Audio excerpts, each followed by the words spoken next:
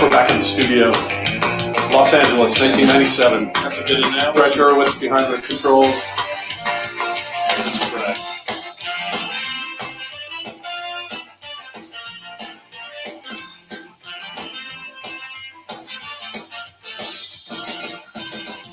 I don't need to tell the truth, but I never lie. I don't need to bow to you. You're just passing by. I never wanted to be the one you bitch and moan and come home to. But as long as you look good, I come back to you. Get inside my troubled mind with all of your threats. Sometimes I think I was blind. Not before we met. I never wanted to be the one that you depend on for your life. When you cry, it smells like soup. Sounds like a show tonight.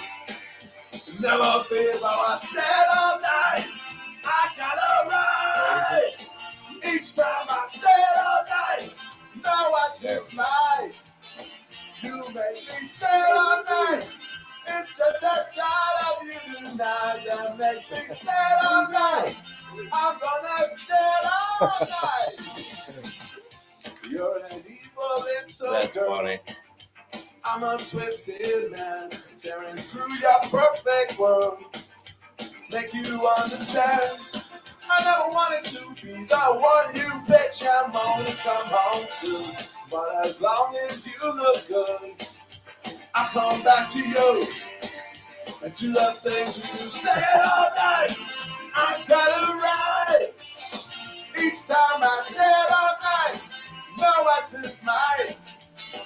You make me stay all night.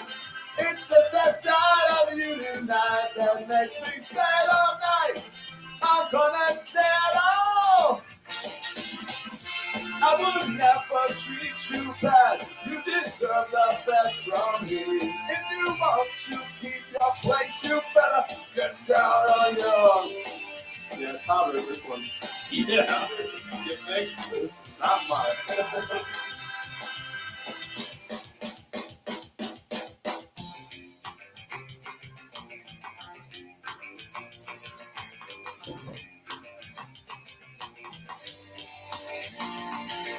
Stand all night, I got a right. Each time I stand all night, now I just might. You make me stand all night. It's just that side of you tonight that makes me stand all night. I'm gonna stand all night. R.I.P. Todd. Your questions, comments, wagers, give us a reason. Sleeper fantasy play, your best alternative line, whatever you have. Text the round robin 757-354-5517. Can you see by the dawn's early light what so proudly we hailed at the twilight's last gleaming, whose first nights and bright stars through the perilous fight for the rest of green watched were so gallantly streaming, and the rocket's red glare, the bombs bursting in air, gave proof through the night that our flag was still there. Oh, say does that star-spangled banner yet wave for the man Oh, I love it. Special guest. Special guest. This is the Deep End Broadcasting Network. You are tuned in to the Round Robin with Stephen Murray on Deep End Broadcasting.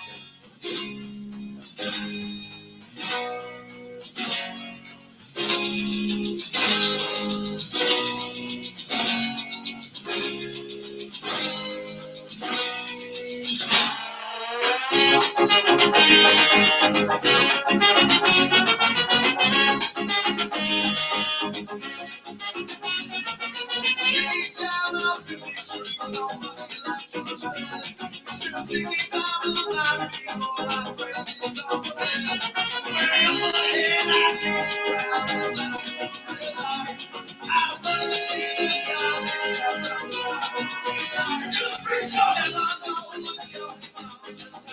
have babysitting duty here in the studio here for a couple hours. As everyone sees Mindy here. Oh, thank you, Mindy. We are live on the East Coast, a special Christmas edition, travel edition. If you're out on these crazy roadways, Nephew Dave, in this weather, we were your accountability factor for your entertainment while you're on your long journey today. You can tune into us and get the latest breakdown at the earliest time possible out of our Sunday morning usual slot. With the holidays, everything's weird. So here we are on the Friday, live right after 11:05 a.m. Eastern Standard Time. So this is the Round Robin. I'm Stephen Murray, Nephew Dave, Mindy, guest in studio as well. And we are your first look, although it's midday today, at everything NFL, a full breakdown of the wagering menu. And we're going to try to make some Christmas cash. We will have Dave Grande coming up later as well from the West Coast. We'll get into a variety of topics with him. We'll try to hit as much of the slate as we possibly can. We have games all throughout the weekend. A great schedule as far as Christmas entertainment goes. Usually on Christmas, you get the 5 NBA games or whatever they throw at you there. But this year, 3 NFL football games on Sunday, which is Christmas Day, and then 3 in a row, so a triple header. And then Saturday, we have 2 games at 4 o'clock with the full slate for the most part on Saturday. 2 games at 4, the 1 late game. And then most of the teams will play in the 1 o'clock Saturday window. So Christmas Eve, if you don't want to be out and about with everyone around town doing their last second shopping or whatever the heck they're doing, then you have entertainment all Saturday afternoon as well. And Monday night, Nephew Dave, lots of football coming up. Yes, good weekend for some entertainment, like you said, Steve. So I'm excited about it. Although, you might disagree with me just a little bit here. I wish the Christmas Day games were a little bit better. I don't know anybody that's excited to watch the Broncos and the Rams play each other around. Some people are sitting down to eat at that time. Tell you what, it's not one I'm super excited for. Buccaneers, Cardinals, yet again, kind of, but no, nonetheless, it is Christmas football. We don't usually get that. It's usually basketball. If you're into that. So some is better than none, I reckon. But most of the solid entertainment, I would say, is Saturday there, Steve. The Christmas well wishes coming through already. Michael Helms giving us a shout out, saying that he's tuning in. Merry Christmas from the Helmses. Joe Harris as well, shouting out. Thank you, Joe Harris, for tuning in. And hopefully you guys can make some cash here on your little vacation that you got coming up. Bowl games too, Dave. Yes. I don't know if you you posted my ticket. I'm not trying to jinx it. It's up there on Twitter. It's just been up there. But we have that 10-leg college bowl parlay, and so far we are 4-0, and we get a break until Thursday. So I'm going to let there you go. The first 4 kind of settle in, and then we need Florida State coming up after that. And then on New Year's Eve, if Florida State gets us alive, it is game on for 4 games right there on New Year's Eve. And if we can get a good start to it, then I have 2 different tickets of the same ticket. So I can hit that cash out option without feeling guilty about it because I can let the one ticket play. And if I get somewhat of a good offer, then we're going to go ahead and snag it. Right. But not quite a 6-digit payout, but it's really, really good.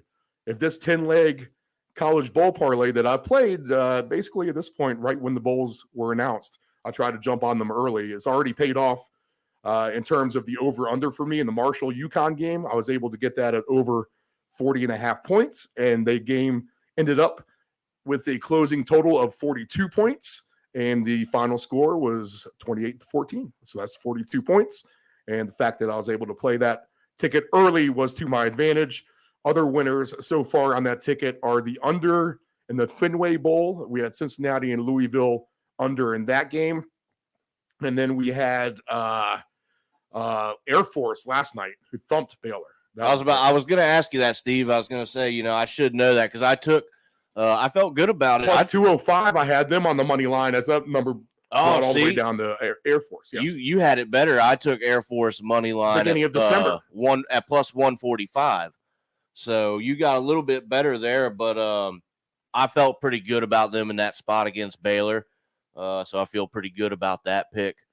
I was just last night so tied up into the hockey games that I kind of missed the final score for that. But I thought Air Force would win, so it was a big hockey night for me last night. Most of my team over total goal props actually hit. Where I fell a little short is just mixing a couple of these things together. I felt like I had most of my checklist checked off last night, but it didn't end up in any kind of profit if you've had those nights. I mean, if you play the way we do, that's what's going to happen. I think, but last 3-minute shutdown of Utah and Washington, and then the Jaguars, I just took a good my lowest scoring Jacksonville cover actually covered with Air Force in a round robin, but then my 2 hockey picks there, I needed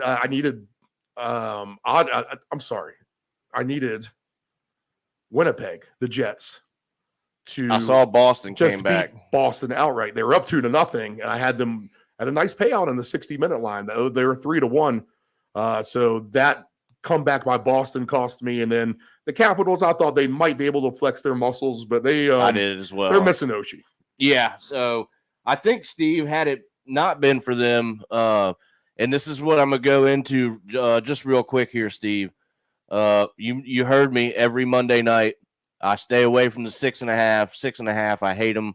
I was with you in the thought that I thought the Caps might flex a little muscle, and Ottawa can score a couple goals as well. So I took the over 6.5. It was a 3-2 final in overtime. So in that regard, I wasn't even close, and that's why right there reminded myself why I do not play those 6.5s. So it would have been a winning ticket, I believe, if we could have got 3 more goals out of that game, but we didn't, so it wasn't. And, Steve, that is my quick little rant about those 6.5s that I always despise. So no more 6.5s for me, but we're here for some football. We'll get into all that stuff Monday evening. Yeah, the ticker lines should be freshly updated. I just went over them here just in the last few minutes one last time, as if you're looking at the point spreads and the weather scenarios all around the country, then you know that the basically the lines are haywire or have been all week. And I don't think there's any reason for that to change. The over-under, for example, in Cleveland with the Saints in town, over-under 32.5, Dave. That number down there. So that's crazy. Just to say there are going to be some interesting there are going to be a couple games that I see where if you want to play some higher scoring totals, I think they're going to be the obvious ones too. I mean, the inside, the warm weather, but there's going to be opportunities. I think this weekend, I think you could see a ton of points in Miami and Green Bay. I'll tell you that right off the bat. Right. You know it, Dave Del Grande. How about you'll be interested to hear what he says. As far as we talked to Dave right before we came onto the air, so we could get onto his holiday weekend. So we'll play him once me and Nephew Dave wrap up here the next hour and a half or whatever it takes us to go through all this nonsense. But you'll be interested to hear what he says in the 49er Commander game. So for the Commanders out west. So we'll give you a chance to address Commander Nation as well, David. In fact, maybe we'll just go ahead and do that now. You guys have the tough loss. Referees killed you. I don't know if anyone's in the referee's ears. Like, you can't let this Daniel Snyder guy end up in the playoffs. I don't know if they're fighting against that battle or not. But go ahead and address your nation. We'll get that over with, at least for this broadcast. Yeah, Steve. So, I'm not usually that guy, and I'm not going to sit here and blame it all on the referees. We didn't play well in that game to start. Picked it up a little bit in the second half, but a game like that, you have to play, a full 60 minutes of hard-nosed football. I mean, it's an old NFC East rivalry. That was a game that really would have put us in a good spot. So the slow start didn't help us at all. But I tell you what, Steve, and anybody listening, if you are looking for some work and you don't need to have any clue what you're doing at all, go apply and be an NFL referee. Seems like they're just getting these guys off the street. I don't know. I feel like it's been a terrible year officiating. And how that pass interference there at the very end of that Giants Commanders game, I mean, how that doesn't get called in a moment like that, when it's so obvious. I mean, the guy was just hanging all over him. Geez, I mean, that can't happen. That is absolutely disgraceful from the NFL. So that's all I'm going to say about that. We lost, didn't play well, so I won't blame it all on the referees. But I tell you what, it's hard to ignore what happened in that game. There was a couple terrible missed calls, a couple bad calls. So all in all, getting ready to go to San Fran and play a very good Niners team. I'd like to be a little bit more optimistic than I am, although Chase Young is coming back. So we'll see what kind of snap count he gets put on. I don't imagine he'll go the whole game like he normally would, but it should help bring some energy. They beat the Eagles. We got to remember that. So I don't think them going to San Fran and winning is unfathomable, I could say. But it's going to be a tough game, and then now we're at the point with the way the Lions are surging. Now we have to win these games. You have to go and beat 49ers, and you have to show up and beat the Browns next week. Hopefully you get Dallas resting some guys by that time and take advantage of that. But the next two games, Steve, they absolutely have to win. There's just no if, and, or buts, because I could see Detroit. They're not playing. They have Carolina tomorrow. Carolina has been surprising some people, but with the way the Lions are playing, that should be a game that they win. And I think they could win the last three games that they have, because they're not playing anybody over 500. They're playing decent football. So Washington Nation, it's a game Saturday that we have to have, 4:05 kickoff. To me, it's a must-have if you want to keep postseason, hopes alive, actually alive, and not at 7-1, hoping some teams lose. You have to be in the driver's seat this week. So all in all, Steve, I feel like this is a must-win for the Commanders if we really want to get in. So I'll leave it all there. We'll see what happens, and I'll be pulling my hair out in front of the TV one way or another, Steve. It's going to be a tough weekend for props. In a lot of ways, Dave, we're going to hit some of these games. We're not even going to have the props really available, to be honest. A lot of these weather games, the passing props are off the board. The rushing props are off the board. For the most part, we do have touchdown scores. There are injury question marks for sure, up and down. But we're going to try to find some things we can ride our hats on and try to take advantage of, coming off of not the best week last week either. So we want to rebound nicely here to end the year. I think me and you can both agree we need to have a strong finish to the season. So we'll try to do that in the very, very profitable fashion. That's going to be the game plan today. Excited about it. I guess what we'll do is we'll refresh the lines here. Go ahead and take a break. We'll go ahead and refresh the lines. and come back, and we will go through your last gasp survivor picks, whoever that may be. I don't know who anyone has left at this point. I guess you have Detroit and stuff. We'll go through that list. We'll talk about the good defenses. Now, the Jets, with their good defense, they lose last night to Jacksonville 19-3. Man, I should have won more money. I had the Jaguars pegged to win that game exactly, pretty much just like they did, to be honest. Thinking about that now, I should have played an under in the last minute. I needed Travis Etienne to get 2 scores, and we would have had a huge payout because all my other kind of legs to that prop hit. And they tried to give him the first score, and he never got it. And they never really got another opportunity. But whatever, we look forward and not behind. So, survivor pick. We'll go over the elite defensive factor, see if we can get any angle with that. If that can I see one team in particular with the elite defense that can actually bring home the money regardless of how their offense plays this week. I will say that. So that'll be a good angle we'll look at when we get back. So we'll take a break. Me and Nephew Dave back on the other side. The Ant-Man, he's traveling. He's up and down the East Coast somewhere. So he's tuning in. He's probably has the turbines of his engine cranking on all these football games as well. He's going to Pittsburgh. Oh, nice. Franco Harris country. So lots of nostalgia there in the city for Pittsburgh this weekend. For them against the Raiders. We'll get into the whole menu and more later. Lots to come still.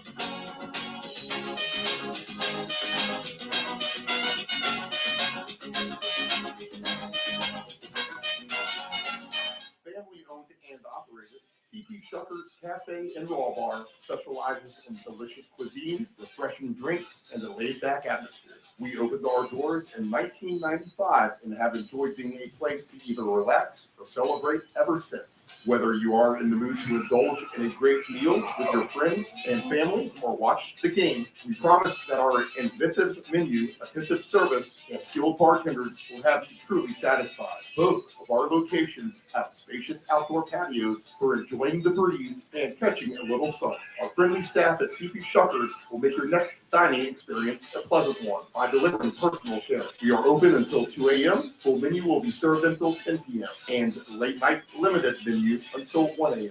For larger parties, please give the location of choice a call. Pacific Avenue, 757-425-8676 or Shore Drive, 757-412-2929. More information at cpshuckers.com. Thank you for your continued support and have a shucking good time. Hey, does your home have algae or stains on the siding? Is there grime built up on your deck or brick patio? Coastal Pressure Washing Services has a warranty of professional services. From pressure washing to window cleaning to deck and fence staining, as well as dryer vent cleaning, you got it all. Call Coastal Pressure Washing at area code 757-439-9810 or visit our website at coastalpressurewashing.net. Again, call Coastal Pressure Washing at area code 757-439-9810 or visit our website at coastalpressurewashing.net. Dependable Solutions can provide all voice-over services for your advanced audio production needs. Think of us as an inexpensive option, no matter what the size of the project is. From one-word cameos to full-script productions, contact Dependable Solutions at 757-354-5517. Do you want to advertise with Deep End Broadcasting? Send us an email at deepend757@yahoo.com. That's deepend757@yahoo.com. This is the Deep End Broadcasting Network. It is estimated that 23% of car accidents each year involve a cell phone. That's 1.3 million accidents a year. Reaching for your phone, you are 4 times more likely to crash. Dialing on your phone, 2.8 times more likely to crash. And texting on your phone, you are 23 times more likely to crash. Attentive drivers are safe drivers. Know your gambling limits. Don't ever bet what you can't cover. Wagering on sports is only fun when you do it the right way. Not every bet will win. When you get on a bad run, know it and avoid trouble. Know your gambling limits. Control your alcohol. Don't fight. Don't drink and drive. Your one punch could kill someone. It happens. You're behind the wheel. You may think you are fine, but then the other driver is under the influence of texting, and then you are done. Control your alcohol. This is the Deep End Broadcasting Network.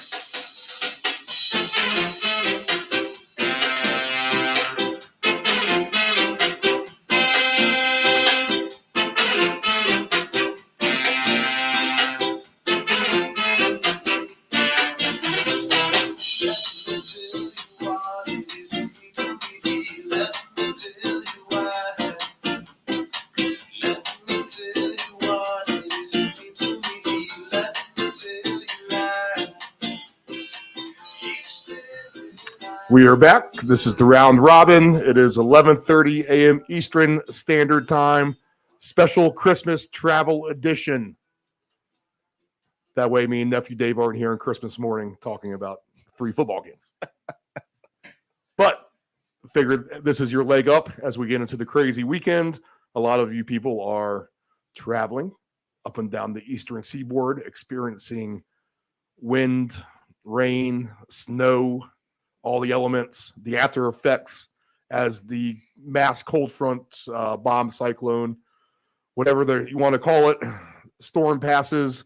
The lingering effects will be lots of wind, lots of cold temperatures, and that's going to hit the heart of the NFL this weekend as several games in the region will be affected. So our job will be to navigate this gambling menu and see where we can take advantage of some of these situations or not take advantage. Maybe it's a red light on everything. We shall see. But we'll go ahead and update the lines as we go. We'll talk about Survivor Pick. And if you're in Survivor still, you're dwindling down to one of the few. I think the major contests that they have out in Vegas are down to the last dozen or so. So many of the Survivor picks, many of the Survivor pools are over with. I'm not so sure if our CP Shuckers one is still going on or not. They only had 2 people left 3 weeks ago. I'm assuming that ended one way or another. Do you know, Dave? Is it I don't, but you would think it's probably done. Probably done. Okay. So we'll go down the list. Defense, Survivor, Ultimate Stinky. You're on your way to Cancun for the winter time. Giants and Vikings, good game. No good defense whatsoever here. No Survivor, nothing like that in this game. Actually, one of the more competitive ones played inside. Your thought? Yeah, for sure, Steve. I mean, I agree. You pretty much summed it up pretty well there. I wouldn't think of any of those 2 teams that have stellar defenses, but it does. It's a pretty meaningful game for both teams, so that might be one of the better ones on the board. But I don't think it has good defenses that like we talk about. Yeah, Steve, I don't see any Survivor out of it. You probably don't have them. So, yeah, that's pretty much it with that one. Browns, Saints, both teams really on the outside looking in. Are the Browns even still in this? Let me see. I think that they actually are. I do have the playoff picture here. That would have been a good thing to kind of go over with the show. We'll go ahead and do that now. Yeah, so the Browns not officially eliminated. We'll go through all this in a second after we go through this list, I should say. Browns not eliminated from the playoffs. The Saints are still alive. Bad weather game. Yeah. I mean, it's amazing to say, you almost want to put both of these teams on a stink list, but you are still alive for the playoffs. So I guess if that's the case, you can't do it. But over under 32.5 here, I guess that's a complete stay away. So I don't know. Do you take Cleveland in the cold weather at home in Survivor?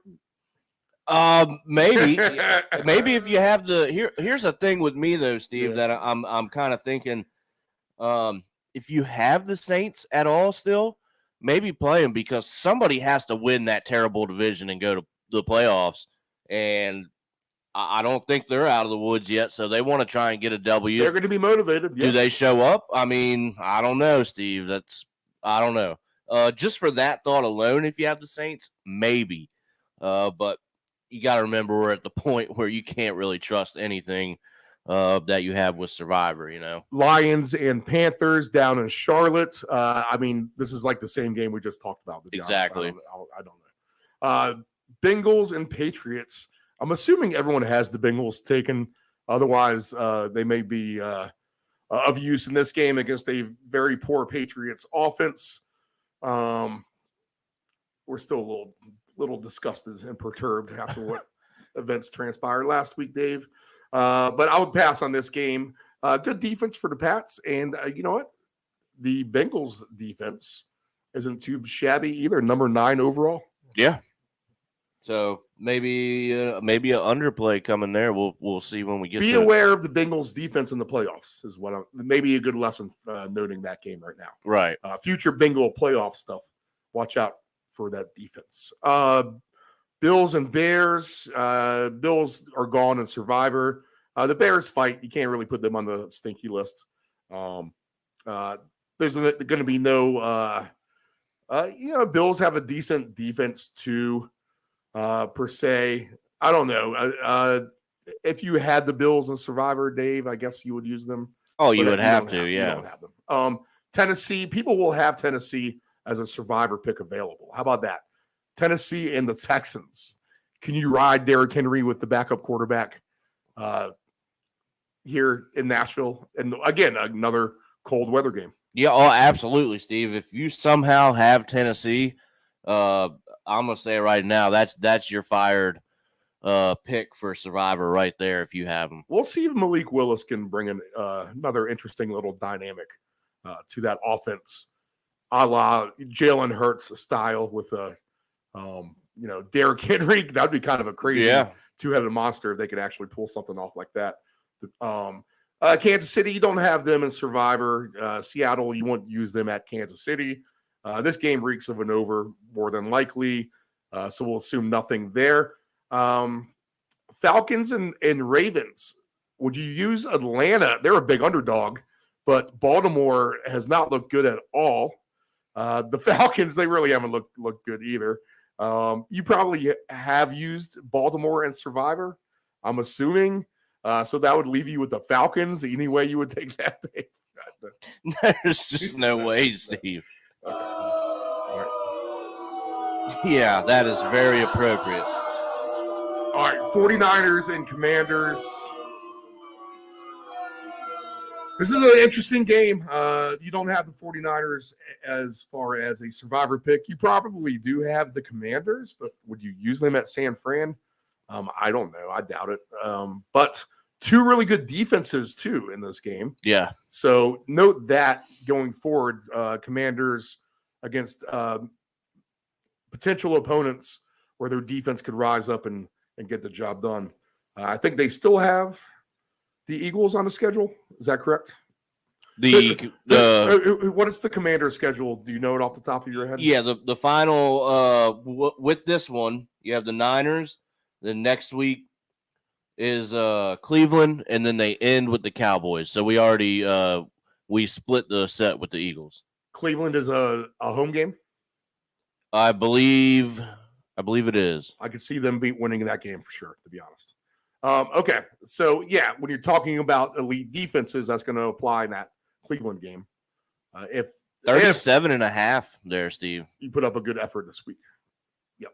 All right, Eagles, Cowboys, you don't have either left in Survivor. Both have very good defenses, top 5 or 6 in the league. I think top 6. I think the Cowboys are 6 in defense, and the Eagles are 4th. Or the other way around, actually. Yes, Eagles 6, Cowboys 4th. Steelers and the Raiders. Would you use Pittsburgh on nostalgic Franco Harris night at home, cold weather against the Raiders? Yeah, why not? If you have them for sure. Yeah, why You not? would? Okay. Injury concerns there for the Steelers. But it looks like as far as the player props, let's see. Anytime touchdown scores right now still listed. Najee Harris and Deontay Johnson are up there. So they are questionable. And then it looks like Kenny Pickett is the quarterback again now for the Steelers. Okay. Miami and Green Bay. No elite defensive there. That's going to be the highest scoring game, I think, this week, to be honest. I think that's going to be your Christmas silver platter, bet the over game. It's the first game on Christmas. Let me get away from the family. I'm sick of hanging out with you people. Let me go watch Aaron Rodgers and Tua throw the ball all over the field down there in South Florida, where it looks completely warmer than where you will be sitting for sure, and me. I have high aspirations to maybe head south, Dave, at some point here soon. Right. To get out for a few days, but we'll see how that goes. Denver, I'll tell you this right now, as far as elite defenses winning the game and getting you the nod in the checkbox for a win on Sunday. This is a Sunday game, Christmas Day. I like Denver at Los Angeles. Just for the defense alone, I can see the Broncos. The spread is now up to 3. I liked it better when it was a little bit lower. But I could see this almost as a thorough domination scenario, to be honest. The Rams, I thought, should have lost by more points than they did at Green Bay. Baker is making some throws for the Rams. But Denver is in that elite defensive category. And if you have Denver in Survivor, this is your pick right here, I think. Anyway. Yeah, I could see that, Steve. Problem is they just don't score a lot of points. They don't, but Judy has provided somewhat of a spark to them. And although Brett Rippon played last week, maybe Russell Wilson, that's what he needed was a couple weeks off after that injury and just kind of getting his mind right. And I'll trust Russell Wilson over Baker Mayfield. And just with the better weapons and the better defense, Denver, I think, can win by a couple scores here. They're going to be an alt line play for me for sure. I can see that. I actually, Steve, it's funny you say that. I was looking at that myself. I was thinking about that too. Buccaneers and Cardinals. You don't have you have the Cardinals in Survivor, but you'll never take them at this point. And you won't take Tom Brady. You probably have him, or I guess is anyone with the Buccaneers in the bank? I think anyone who used the Buccaneers is either eliminated or still alive. Maybe they got him with that Falcons win back in the day. The Chargers, if you had the Chargers, I would take them in Indianapolis as well. Oh, absolutely. That might be one that you have. So there are your Survivor picks. Chargers, Broncos, Steelers, maybe if you have them, just for the nostalgia factor alone. And then it is slim pickings beyond that. Tennessee, yeah, I guess so. I think they'll probably beat Houston, so throw them on that list. I think Derrick Henry could have a monster game that game, to be honest. Oh, yeah. I'm going to look at his props. He's not going to pay the greatest, but he's going to have to be in the 2 touchdown score parlay. He's built for this weather. So we'll go ahead and do all that after the break. Let's go ahead and look at the playoff picture.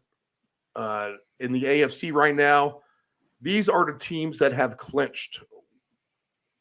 This is not their final seeding, but this is where they sit right now.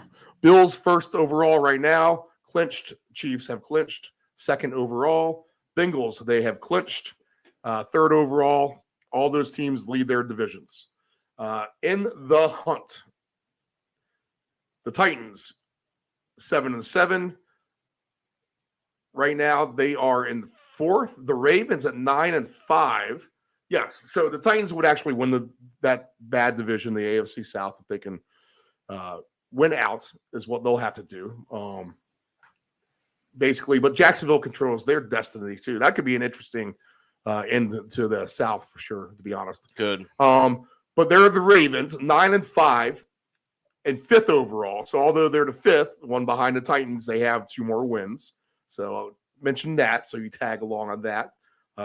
If they were to win this week and Cincinnati loses, then by virtue of the 1-game tiebreak, they still will have 1 game left to play.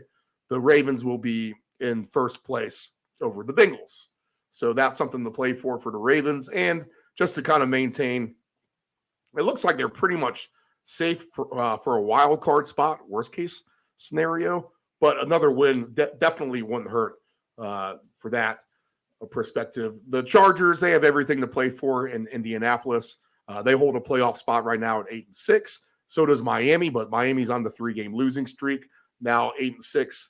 And second in the AFC East are the Dolphins. Outside looking in right now are the Patriots, 7-7. So they will still play Miami. And if Green Bay can beat Miami, the Patriots somehow win, then that's going to really clinch. That's going to really bundle everything up there in that division, in that conference a little bit. Just in terms of the Ravens, too, if they can win, like we said, the Bengals are 10-4 overall, so they have 10 wins. But there's Jacksonville, 7-8 in the 9th spot. The Jets, they've already lost. They're fading fast, but they are still 7-8, not done yet. And you consider these absolute must-wins no matter what. For the Raiders, Browns, and Steelers, all at 6-8, but not eliminated. Okay. I think if you're driving, you got a fair description there without getting too confused. All right, let's hopefully, on the NFC side, hopefully that's the case too. Always want to look down and check on Mindy. Mindy is, if you want an update on Mindy, she is sleeping peacefully right next to us. The Eagles, first overall, they have clinched a playoff spot. They're 13-1. Chances are they will not lose that 1 seed. I think they're good to go. They have the tiebreak over the Vikings anyway, so that's pretty much any kind of win, and they clinched the number 1 seed overall, and they can start resting people, to be honest. Yeah, if they want to. The Vikings, 11-3 overall. They'll be likely the 2 seed, but they're the Niners right now in 3rd place. They are 10-4 overall, leading their division at right there, 3rd overall seed right now. The Cowboys, this is so weird. All right, the Cowboys, 10-4 overall.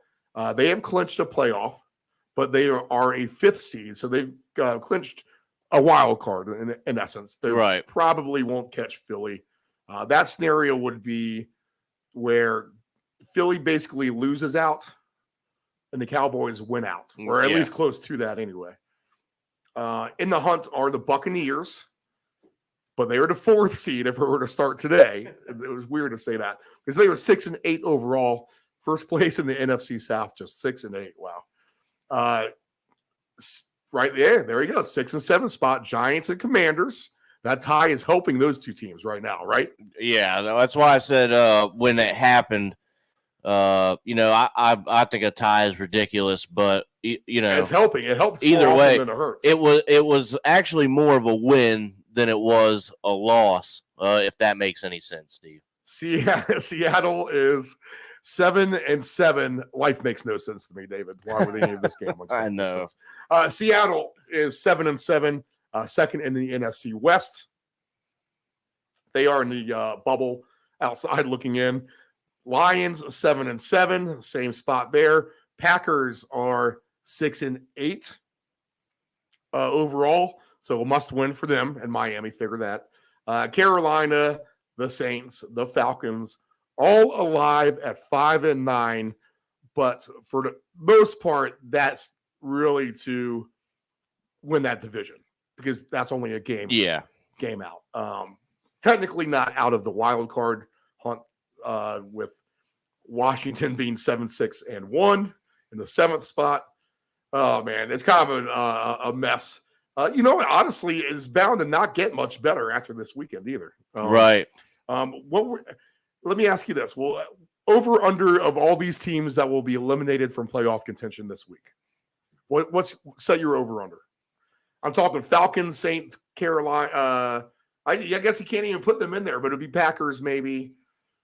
Yeah, probably. No one on the West. At the end of the day, no one in the NFC NFC will be eliminated from contention. No, is what I'm seeing right here. And it's because of that terrible division. That's the I mean, wild card really, if you're being realistic for any of those teams, I think is a little bit of a stretch in my eyes. They're all alive for that division. Like I said, somebody has to win it. I don't even think on the AFC any of these teams can be eliminated. Even worst case scenario, it's a must win. But if the Raiders, Browns, and Steelers all end up at 6, well, the Raiders and Steelers won't. They play each other. So one of those teams will win. Unless it's a tie. Unless it's a tie, which actually could still help. All right, so put it this way. Even at 6 and 8, you're just trailing the 7th place in the wild card and the 6th spot. 2 teams right there at 8 and 6. So 2 games left with 4 games to play here, right? Yeah. Total? So this week and then 3 more. So still alive, everyone there. Okay. Or no, 2 more, I would say, I guess. All right.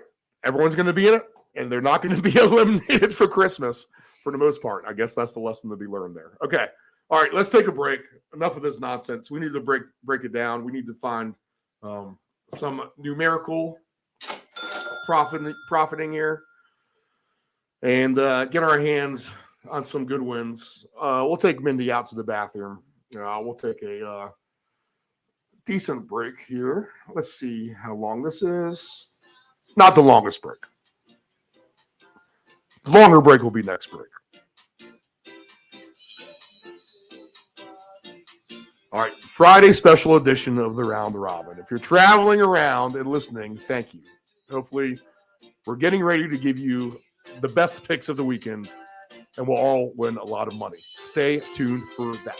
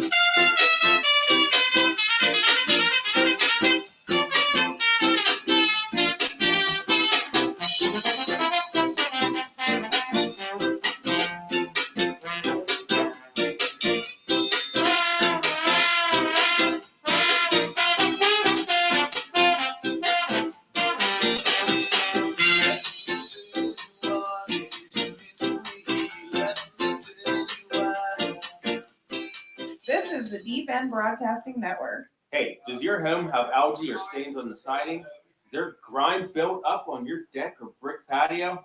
Coastal Pressure Washing Services has a warranty of professional services.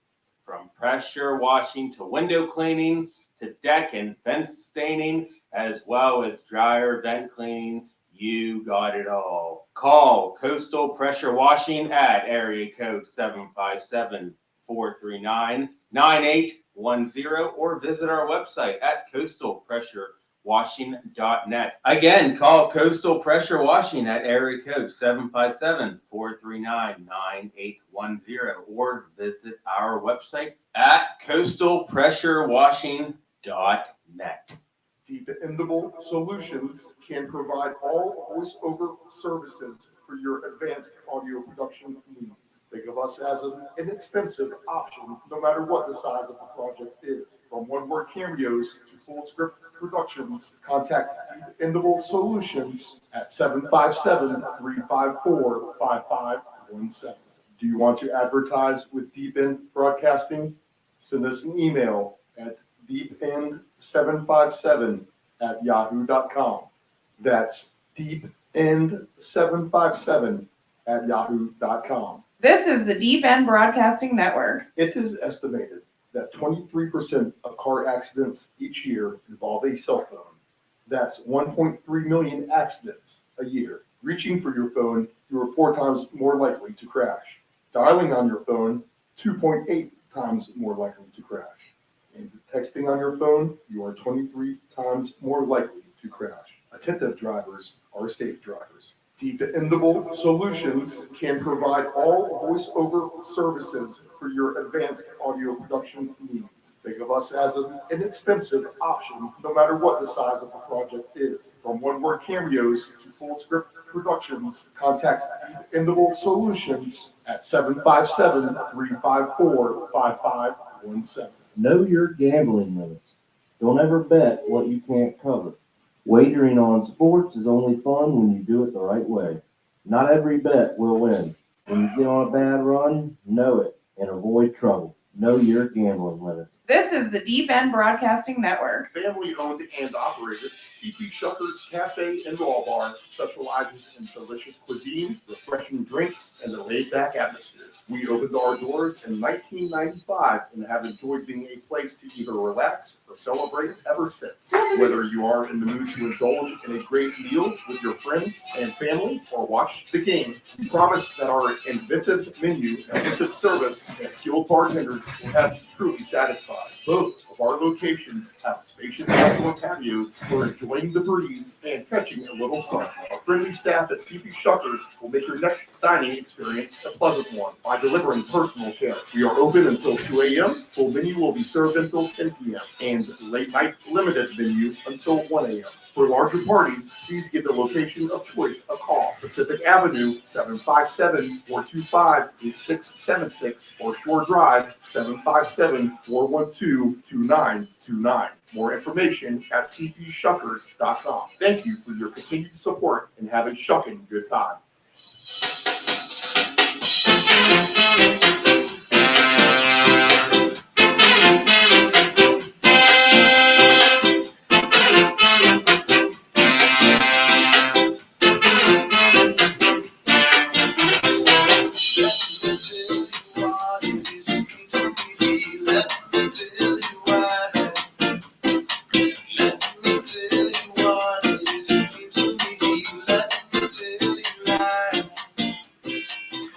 Dave Doe Grande to come later from the West Coast. He works with Field Level Media, but we will go over all season. We've been doing the AFC West, NFC West. We don't need to necessarily focus on that with a couple, maybe less than spectacular games on the menu as far as those teams are concerned. So we'll go over a variety of topics. So me and Dave now, Nephew Dave, will go down the deep dive. We'll do our deep dive, Dave. All right. You ready for that? I'm ready. Basically, those are our picks the last few weeks. Yep.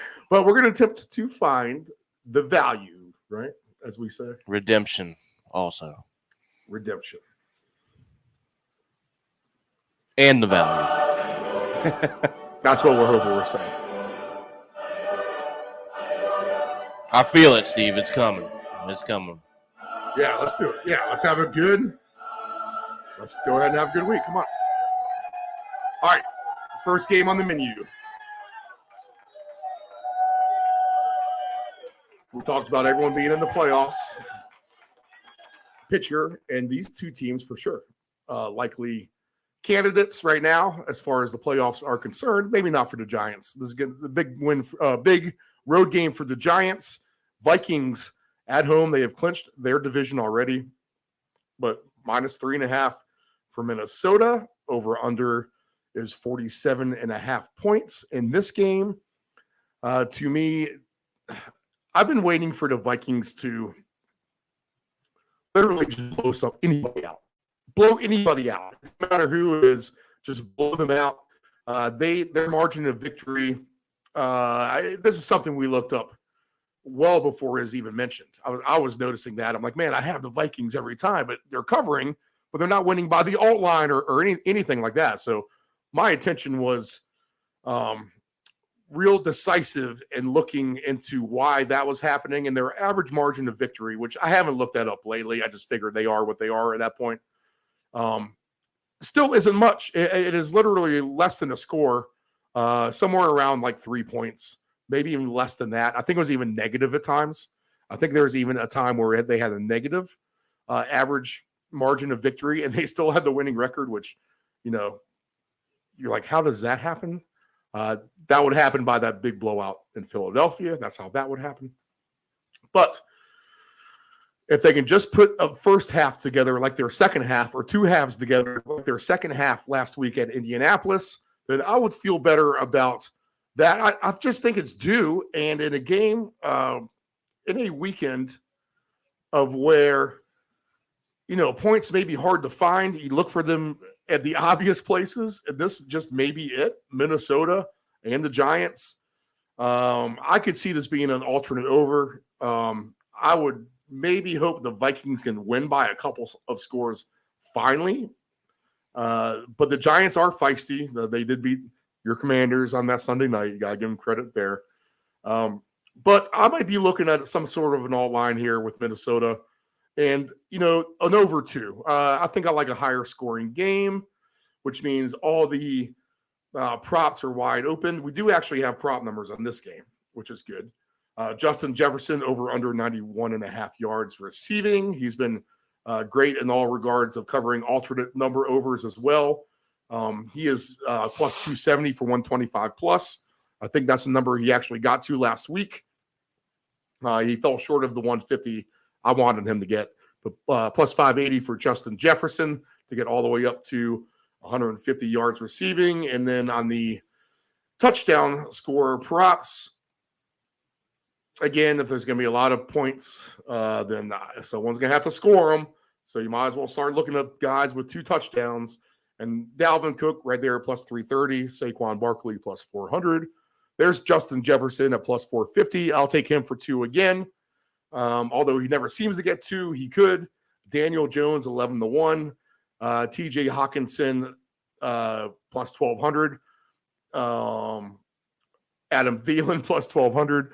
Mindy's interested in something out there. I don't know. You could go any number of ways here, but I'll hang my hat on Jefferson once again to have a big day. Nephew Dave, what do you think? So, yeah, Steve, I was looking here. I'm going to go with my first thought. I'm going to go for both teams for a touchdown in each half. We're only going to get plus 120 out of that.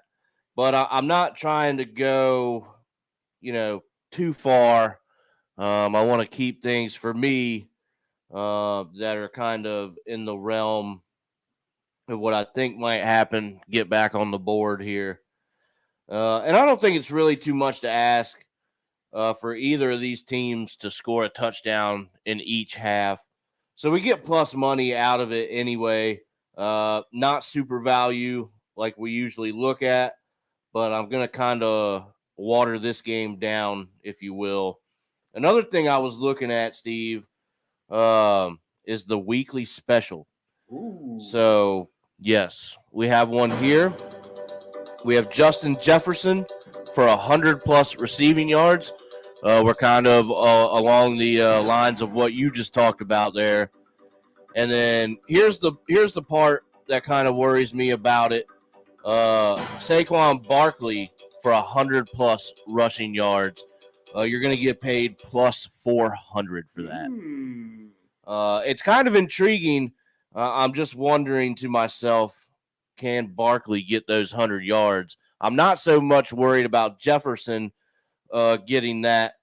It is 100 yards. It's not, the easiest thing to do, but he's, definitely the top target there in Minnesota. He's going to get at least his chances to get that many yards. I do like this weekly special. I think last week they were all terrible. I didn't take any of them at all. And this is something, Steve, that I like to look at personally. I'm always intrigued by these weekly specials. But can Saquon get those 100 yards, Steve? I mean, do you think that this is, for plus 400, something to go after? Because I'm a little worried about that last part. It's Big Ten territory for him. That's familiar territory playing in Minnesota. Going indoors will probably help his numbers. Right. I can't see how it doesn't. It could be a big day literally for everyone on that football field. Right. Giants, Vikings. The Vikings, I feel like some of these teams, we talked about it earlier in the year, they just pull you to an over. I feel like no matter what, if you play a Vikings game, even the Patriots had a high-scoring game against the Vikings. Right. What does that say? Yeah. So the Giants, Their defense isn't great. Sorry. What are you doing over there, Mindy? The defenses aren't Mindy is great. definitely a lapdog. Dude. Oh, absolutely. Defenses are terrible. So I don't know, Steve. I'm still going to take that first play that I initially took off of this game. But, like I just said, me, Uncle Steve. The Vikings rank 30th in defense. Yeah, okay, so yeah. Giants are 18th. And well, that makes me feel a little bit better. I don't have my graphics up. The producer did not have time on short notice to get all the defensive stats up here on your graphics. So I'll have to review these as we go. Right. NHL, what the puck is going on style here. Yeah, there you go. So I'm gonna come back to that, Steve. The more that we talk about it and see, this is why we do this, Uncle Steve, because I wasn't sure about it. Now I know, about those defensive rankings. I feel a lot better about that. So I'm actually going to take those two things away. They can't be parlayed together, so I'm going to have to come back to that weekly special. But, yeah, as far as this game, Steve, I think we found it for sure.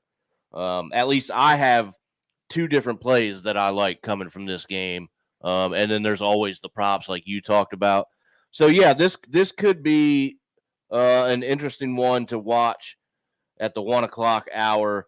I'll have to check with you tomorrow, Steve. I asked you if we were going to be in the sports lounge or if we were going to go mingle with the people of CP Shuckers.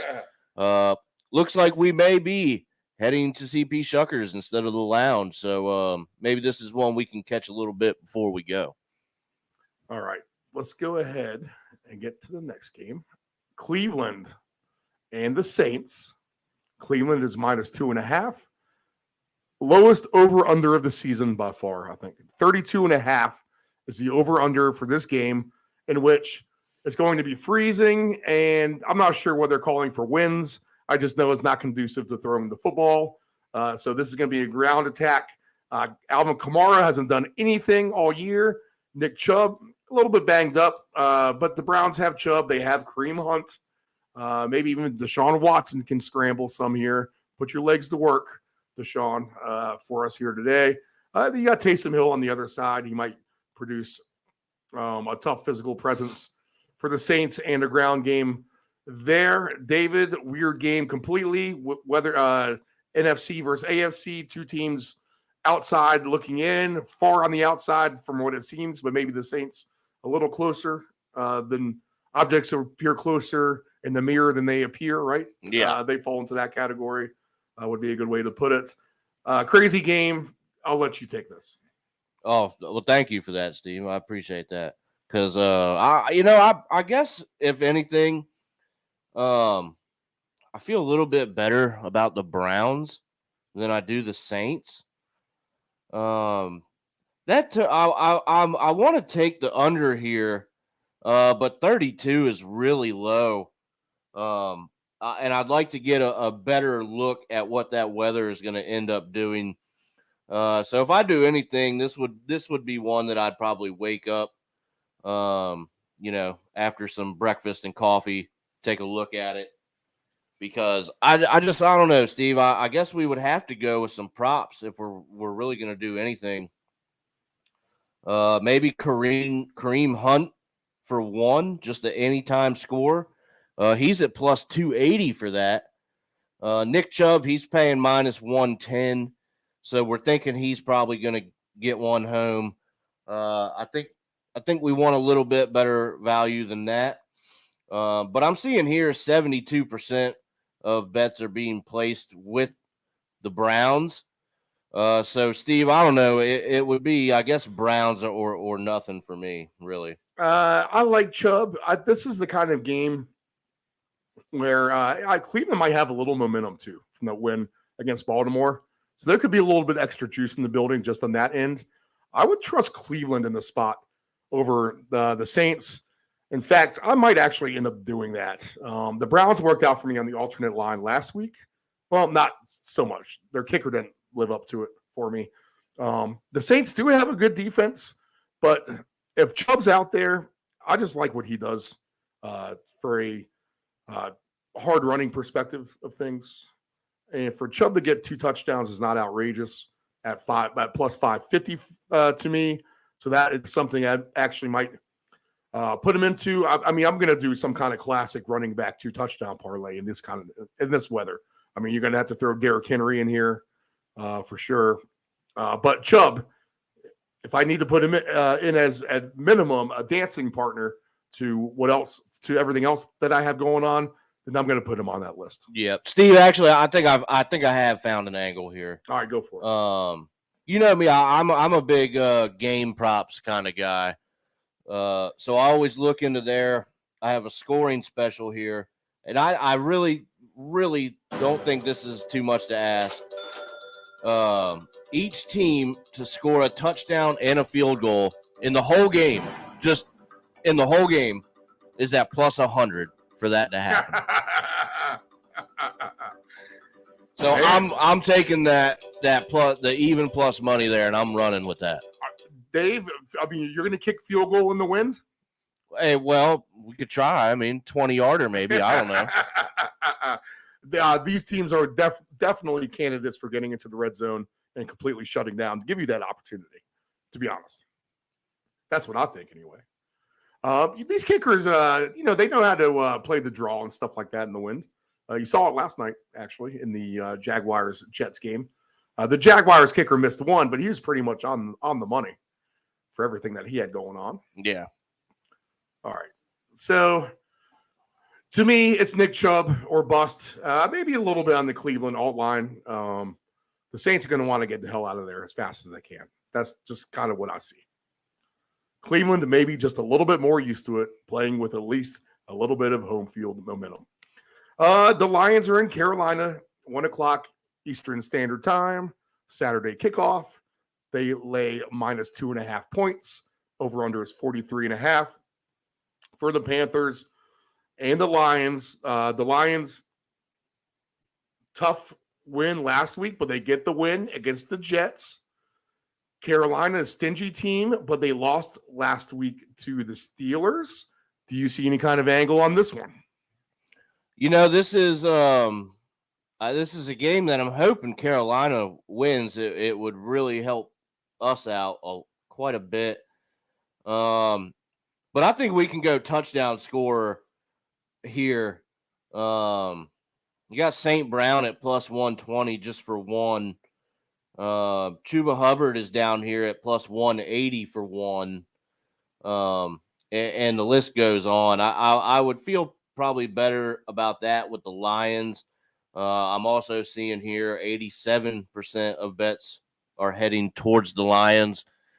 So I think most everybody is kind of thinking the way we are. I don't know, Steve. It's a game I really hope Carolina wins, but I'm not very optimistic for that to happen. So I think I'm going to look at the touchdown scores. I'm going to take a look at the game props here, see if I can find any kind of something that I like. Not the margins. I haven't played a winning margin in quite a while. Those can be pretty tough, but for the Lions to win by 7 to 12 points, which I don't think is unfathomable, plus 450, Steve. So the way that I see this, although Carolina has a good defense, I think their offense is still very suspect. And I think the Lions have size on just both sides of the trenches. They do. This could be a game that I think, very cliche, the one in the trenches, as they say. I'm going to have confidence that the Lions can get multiple scores and beat Carolina. I think that they can win on some sort of an alt line scenario. They're only laying 2.5. So that means if you want to move the alternate line in favor of Detroit, and although they don't seem to be the same team outside in the elements, I mean, is Carolina really that good? I mean, they're right there, but are they? I mean, right? Minus 12.5 is at plus 320 for the Lions. At minus 9.5 is plus 240. So you're going to get a decent payout if you want to move these lines around, and I'd be wary. Yes, weather conditions will dictate that a lot of these games aren't super blowouts, but what Jacksonville did last night was reasonable, and to think that could be somewhat the same thing that happens in this game, Right. really is reasonable to me as well. So I will look for that, and if we're going to look at anyone to score touchdowns, I don't know if I have a 2-touchdown score in this game, to be honest. I don't think so, Steve. In fact, they're not even listing 2-touchdown scores right now. Oh, yeah, here they are. No 2-touchdown scores for me here, but collaborative effort, I could see the Lions pulling it out. I really, and by 2 or 3 scores over Carolina. What still could be a low-scoring game, but, they won 20-3 or something like that, to be honest. So check me as far as rooting for Detroit. I will go ahead and actually make them one of my better plays, to be honest. I'm going to have faith in Campbell, and although Carolina plays hard for their coach, Wilkes, big offensive line is going to do a lot for me. Right. Right here, December football, big boy football, time to separate the men from the boys a little bit. And I think that Detroit, although you don't think of them as the manly team after everything that they've been through over the years, I like what they have going. And, how about this? I'm going to trust the Goff over Darnold at the end of the day. Yeah. So give me the Lions to win by a couple of scores. There you go. No special props. All right. What else do we have? You have anything to add to that? before we go?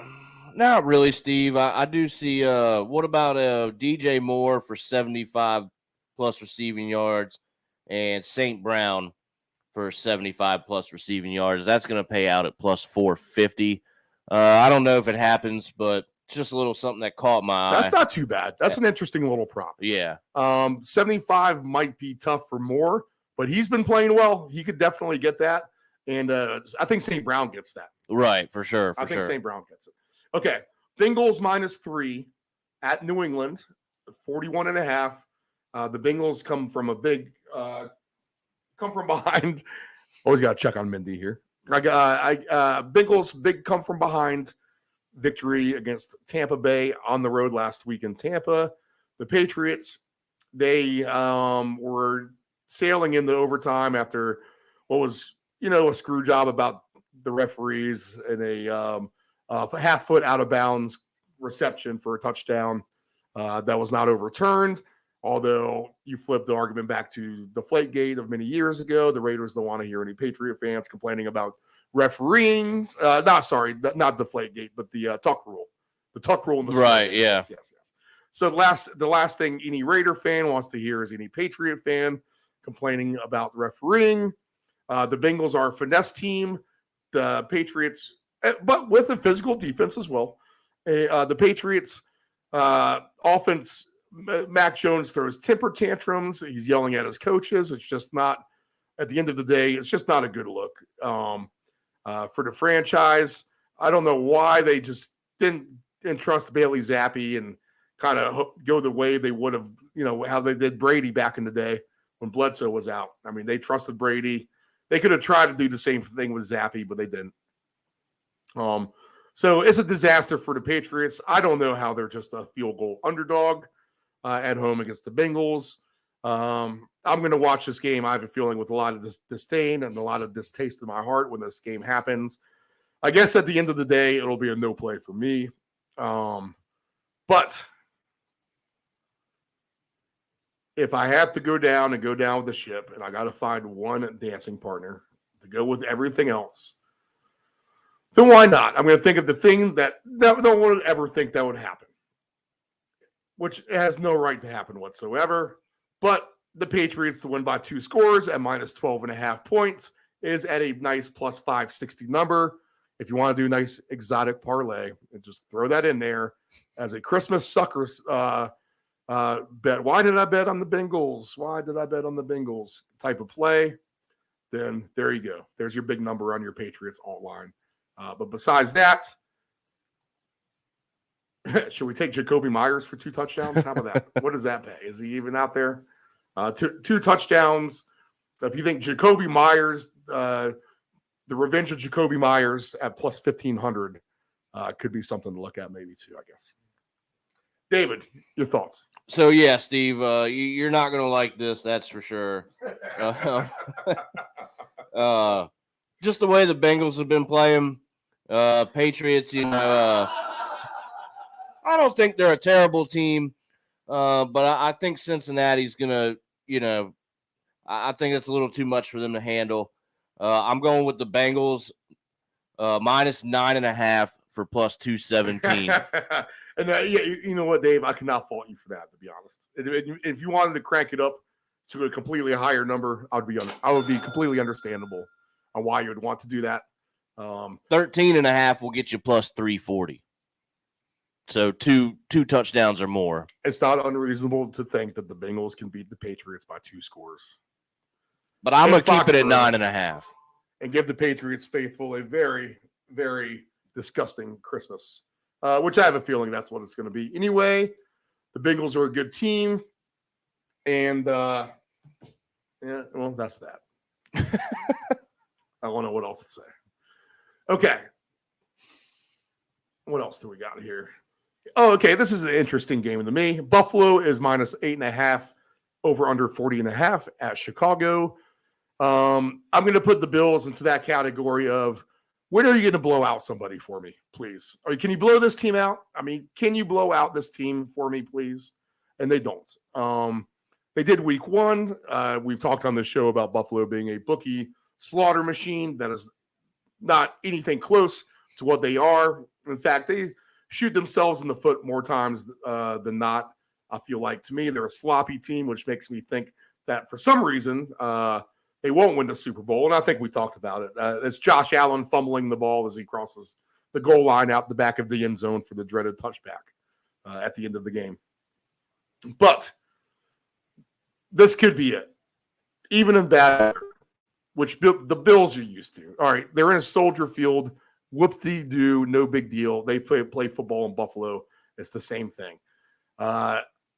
Bills could actually rout the Bears in this scenario. Oh, man, I hate to say this. But I guess go ahead and give me the Bills on the alt line. I'm going to go ahead and trust them. I have no reason to whatsoever. In fact, this is going to be the week of where I have no reason to trust you whatsoever, but yet you're a good team and you could actually do this. Right. Well, that's the thought anyway. I think. Minus all the way up to minus 19.5 is plus 285. Buffalo scores in the 30s, and the Bears score in the teens. End of the story. Yep. You're absolutely right, Steve. So that's where you're leaning, David? I think so. I'm looking. I saw something here.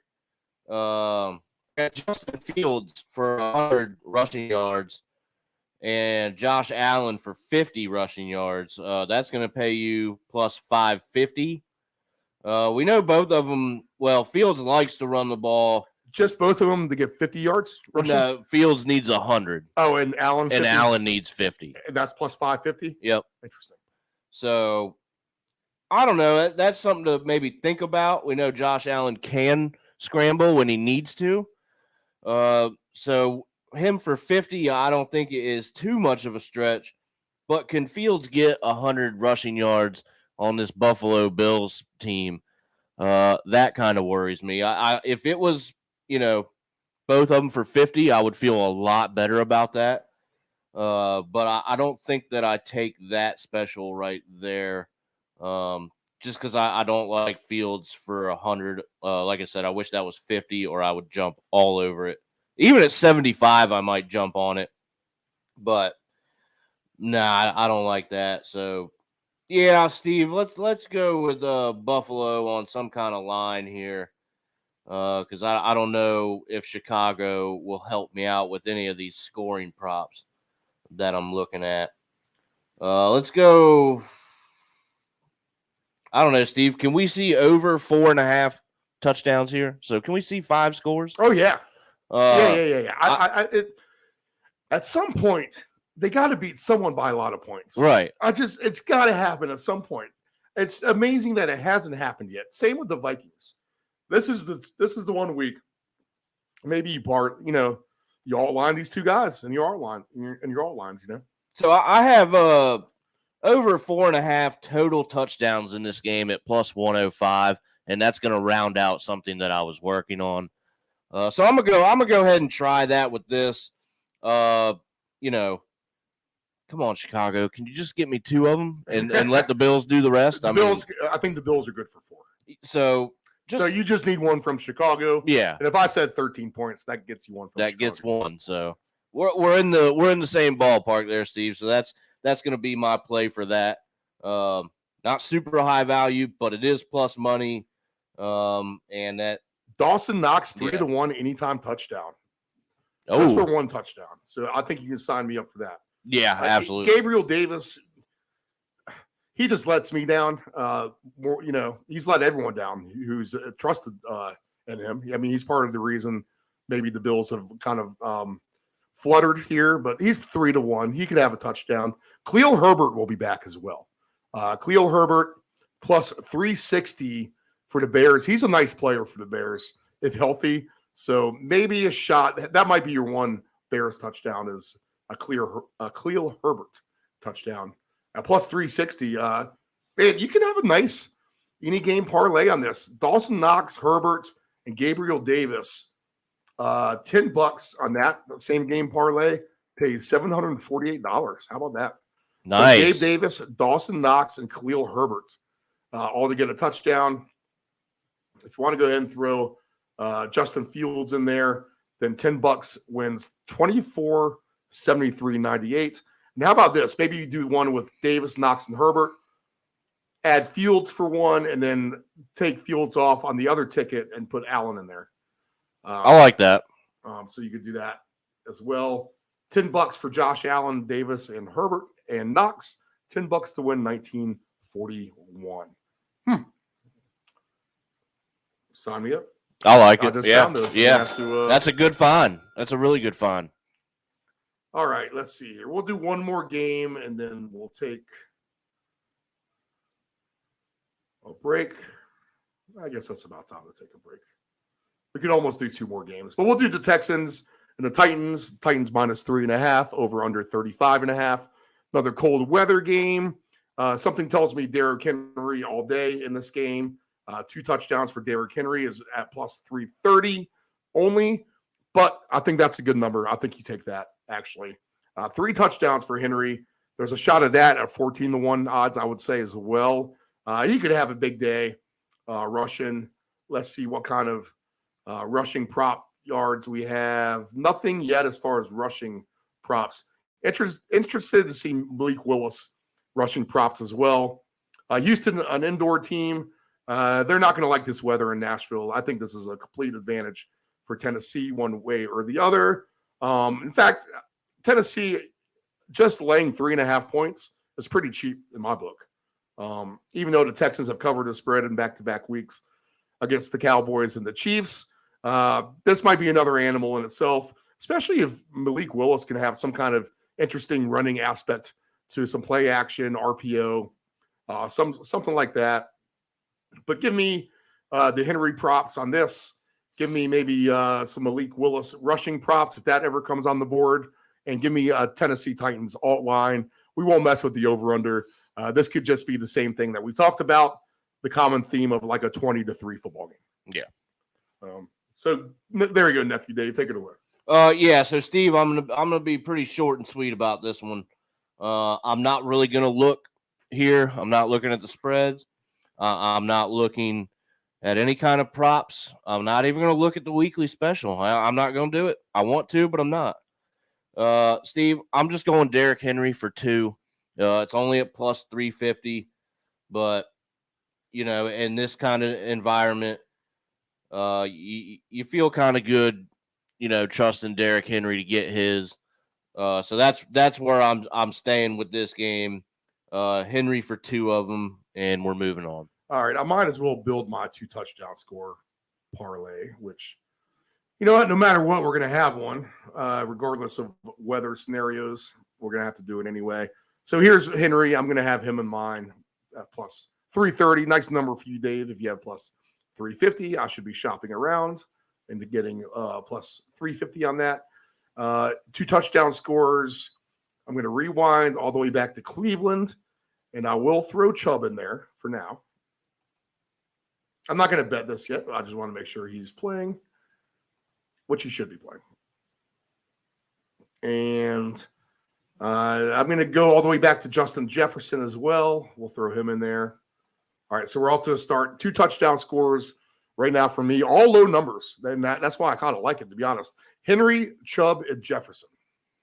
So we'll add those guys in, and then we will do one more game than the break, David. How about the Chiefs minus 10 over under 49.5 against the Seahawks?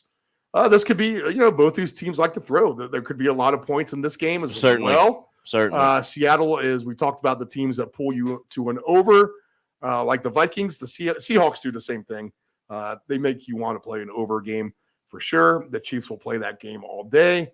Mahomes seems to be in the zone for the most part. He's making all kinds of crazy flip plays here the last few weeks. The Chiefs defense isn't the greatest. The Seahawks defense about the same, not the greatest on the planet by far. Over under is 49.5, so that's jacked through the roof already. If you want any kind of nice payout on an alternate number, you need to get into the 60s for this game.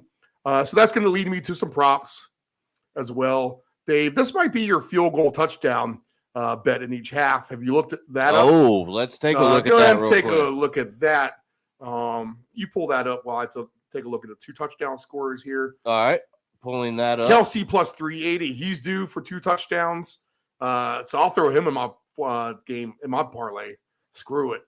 He's needed to do that. If you wanted to take DK Metcalf at plus 800, I would not hate you for that. Oh, I got a special coming up for you on that too, Steve. Pacheco, I'll shy away from him. He doesn't do anything for me. Jerick McKinnon, 9-1 odds. Kenneth Walker, the third, he's back. He could get 2 touchdowns at 6-1 odds. Kadarius Toney, there he is as a sleeper maybe at plus 2,400. I might have to take a look at him. Sky Moore plus 3,200. He could be a sleeper as far as 2 touchdowns go. All right, Dave, what do you got? All right, Steve. So we were talking about that. We like to take a shot with, or at least I do anyway, each week. So each team for a touchdown in each half, and each team for a field goal in each half. That's going to pay out plus 1,700 if you can make that happen. I like. Which I'm going to very, very seriously consider. But I have this here for you, Steve. 2 guys that you just talked about. I like the special in this game. DK Metcalf for 1 and Kelsey for 1. Have to be receiving touchdowns. So each of them for a receiving touchdown at plus 330. I think DK gets 1, and I think Kelsey gets 1 for sure. So that's I don't know. That's pretty appetizing to me. There's all kinds of same game parlay combinations you can do on some of these touchdown scores. You're going to have your chances with all these players. Kenneth Walker's out there. I mean, really, there's no shortage of talent who can find the end zone in this game. Just for fun, we'll look at an alternate total point. If they get to 63.5, let's see, 63 points is plus 450, actually. I can actually see that. I thought it was going to be a little bit less. Actually, plus 280 is to get over 58.5. I could see this game every bit of 38 to 27, 24, something like that. I'm going to play your plus 1,700, Dave. I'm going to have to look that up on that site. Touchdown and field goal, each team in each half. Yep. I like that. Plus 1,700. That sounds juicy to me. So I'll try to find one other dancing partner for those guys. Oh, yeah, that's going to happen. That's for sure. All right. But Kelsey, I'll lock in for the 2 touchdown scores as well for this. I'll throw him in the parlay I have going on now. So that ticket is Derrick Henry, Nick Chubb, Justin Jefferson, and Travis Kelce, all for 2 touchdowns and some Christmas cash. That's what we want. All right. We shall go ahead and take a break. Is this the right break? I'm looking intensely. Is this the right break? With the 8-second pause on here, that gives us, yes, this is the right break. I need to let out the neighbor's dog, we'll say. So multiple dog sitting duties going on this afternoon in the studio. A special Christmas round robin travel Friday edition. Be safe wherever you are in this universe today. We are broadcasting live from the coastal shorelines of Virginia Beach, Virginia, the United States of America. It is 12:30 p.m. Eastern Standard Time. More deep dive breakdown after this.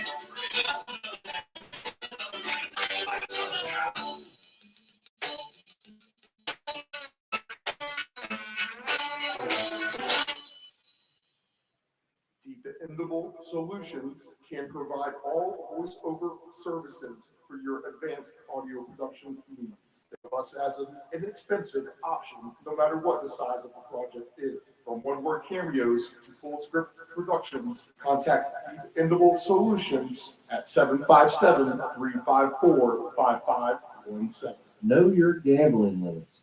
Don't ever bet what you can't cover. Wagering on sports is only fun when you do it the right way. Not every bet will win. When you get on a bad run, know it and avoid trouble. Know your gambling limits.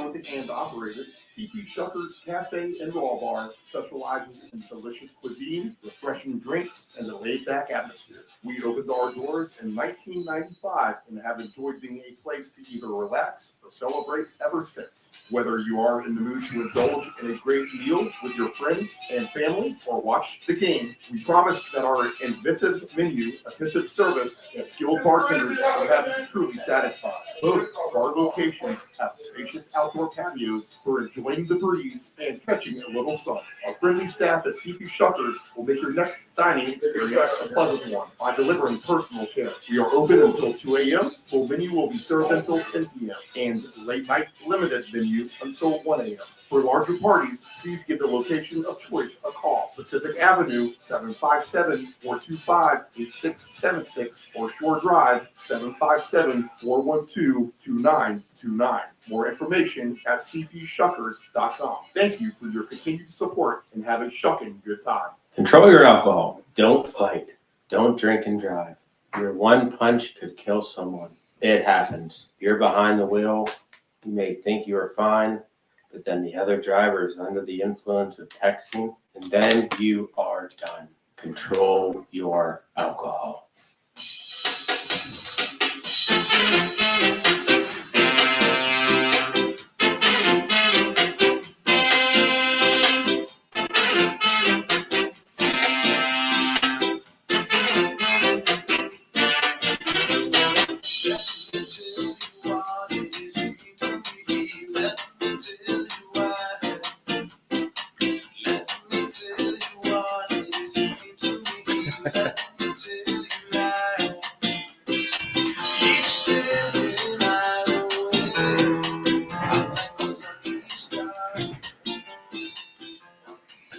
All right, welcome back in with us. Here to continue the deep dive on this Christmas weekend menu. It is crazy outside. That's all I can say. Wind is whipping. I just That went is out certain. and it just went outside to let the neighbor's dog out. Woo, man, that was a workout, dude. Literally, man. The wind's blowing me away, Dave. That's crazy when the wind's blowing me away. Well, they did say some gust up to 50. I see some property damage already looking around. Some of the houses too, just like big tree branches down and stuff like that already. So, all right, wherever you are, be safe out there. This is the round robin, investing the minimum to make the maximum. That's our job. Don't go to 7-Eleven and spend $20 on a lottery ticket when you can do 4-game, 2-touchdown score parlays. In which, you know, the $20 right now on my ticket pays $14,737 if you want to do it that way, David. Just straight up. 2 touchdowns each for Derrick Henry, Nick Chubb, Justin Jefferson, and Travis Kelce. Is that too much to ask for that to happen? I don't think so. Yeah, so $20 to win $14,737. Chances are if you take that $20 to 7-Eleven to try to win a lottery ticket, that will never happen. At least to win $14,737, might as well take a chance on these 2 touchdown score parlays. Okay, so Chiefs and the Seahawks are the last game we left off at. I looked at David and asked him if he could possibly take the Atlanta Falcons as a survivor pick earlier in the show, and he basically looked at me like I was a crazy man. But the Falcons are 6.5-point underdogs at the Baltimore Ravens. Over under 34.5. Here we go. Another windy weather scenario, David. No Lamar Jackson.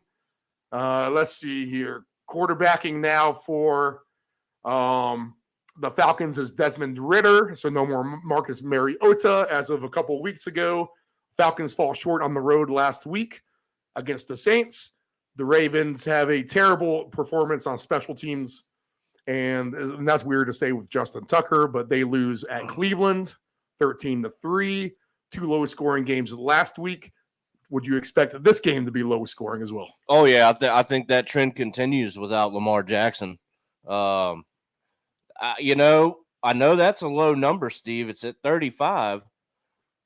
Here comes Mindy. Yeah, I'm always on the lookout to see where she's at. That's for sure. Just moseying on in, gonna make herself comfortable She's there. smiling there. She's very happy. Oh yeah, she's happy to be here. Come here. Our guest, our special guest here. So Steve, I think you could even really move that. Let's take a quick look. I could definitely see, low scoring.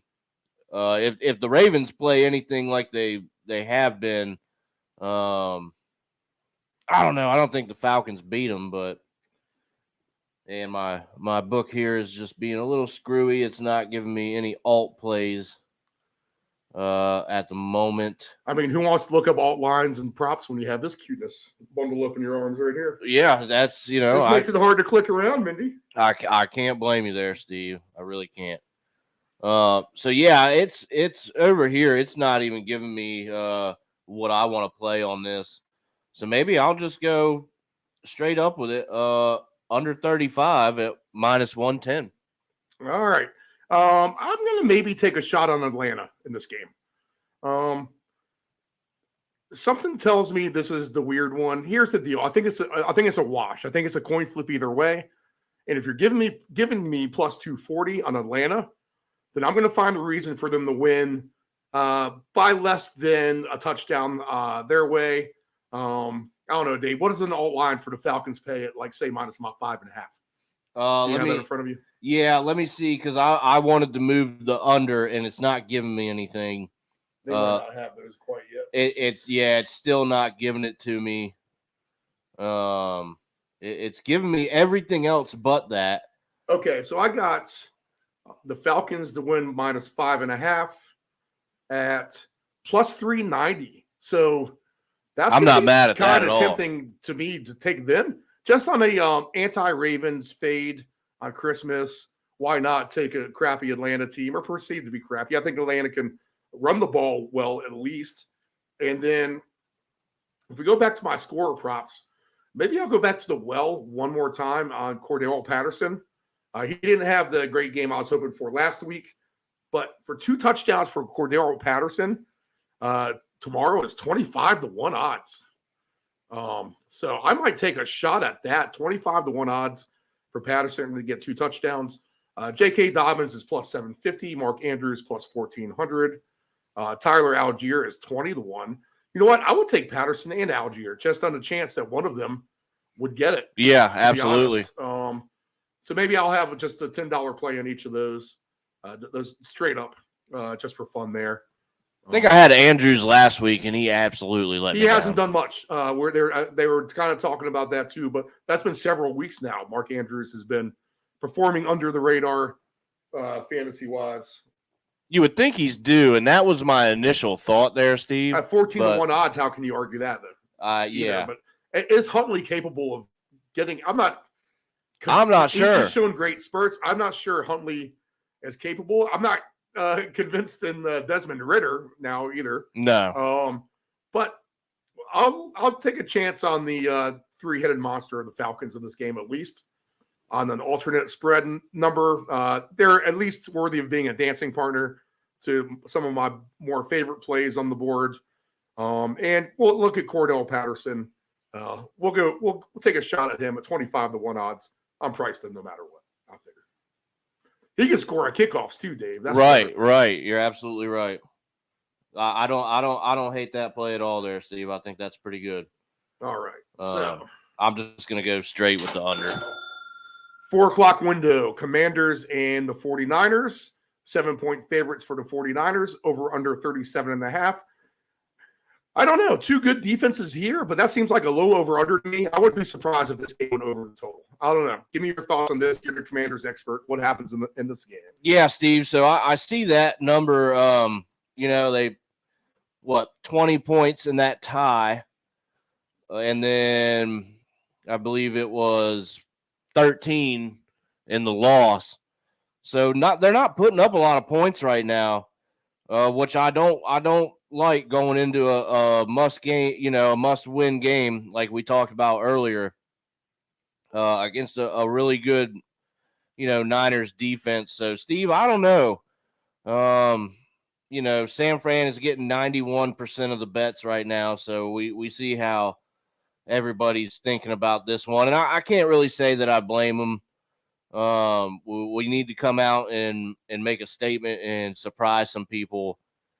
But I don't know, Steve. I would even move this one maybe just a couple points down to like 34.5. Let me see if it'll let me do that for this one. Yeah, it will.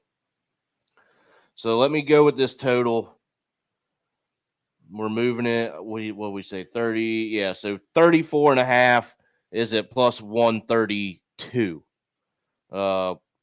Which if the Commanders don't get the scoring, then I don't know, Steve. I think that under over is kind of where it needs to be, although I could see it going over. Just with these two defenses is really making me think under. Would you be surprised to see Washington win this game? I wouldn't be surprised. Yeah, and that's probably not the right word. This is, your team. You always have faith in them winning. But I mean, I get what you're saying. This is as big of a skin on the wall as if you were to beat the Eagles, right? Especially at this point in the season, absolutely, all the way out there. I think that they are certainly capable of winning. But we'll see, Steve. It should be a good game. I don't think it'll be a blowout by any means. But I just see two defenses kind of taking control of this one. Okay. Eagles and Cowboys. I'm going to find – you know what? I'm probably going to end up taking for fun since it's the – here's the one thing. It's a 4 o'clock game. It's kind of standalone-ish in the sense that there's only one other game on with the Eagles and the Cowboys at the time. Everyone in the universe is going to have their money on the 49ers in this game. Yep. And probably an under, too, I guess. So Commanders and over for me will be the play. There you go. I like it. We're going against the grain a little I'm going to go against the grain on that one completely and just have faith that's what's going to happen. Dancing partner style for sure. Eagles and Cowboys. I don't know. I could see this going two good defenses. I know what Grande said already. I could still see this being an over-ish type of game. Maybe. Cowboy. There's just a lot of talent there's a lot of star power on the field here. So 47.5 just seems cheap in that sense. Where both defenses are great. I mean, I don't know. Even the defenses in the NFL right now, are they even top notch? There's one or two. No Jalen Hurts, though. We got to remember that. Minshew mania, man. Minshew mania. They love him in Philadelphia. Inside source, too, is they love him as a teammate and a player, too. He's just a great backup quarterback, if not worthy of being a starter in the league somewhere. I could see this being a weird over game. I don't know. We're going to have something on it one way or another. I'll probably take a look at some score props. I'll have to start on the Cowboys side of things. Pollard is plus 550 for 2. Dalton Schultz plus 1,900. Dallas Goedert plus 1,900. That's a good tip I got, is that Minshew loves him some Dallas Goedert. So maybe Dallas Goedert at 19-1 odds for 2 touchdowns. That would be a nice sneaky play there. If I do one of these crazy touchdown scorer ones with high odds, which I do, who did we just say was 25-1? Someone crazy in that Falcons game. Cordero Patterson. Yeah. So maybe I team him up with Goddard for 2 touchdowns, because that would be a big payout if that happens. I don't know. I could see a touchdown and a field goal by each team in each half, Dave, in this game. Yeah, I could too. And apparently so do they, because they're not giving it to me. All right. So what are your thoughts? This is your NFC East. Yeah, Steve, it's, as I'm looking at it, I'm thinking to myself, man, I could really see this going either way. Both of these teams are very capable of putting up the points. But then at the same time, you have 2 good defenses. So it's a question of what game, are we going to get?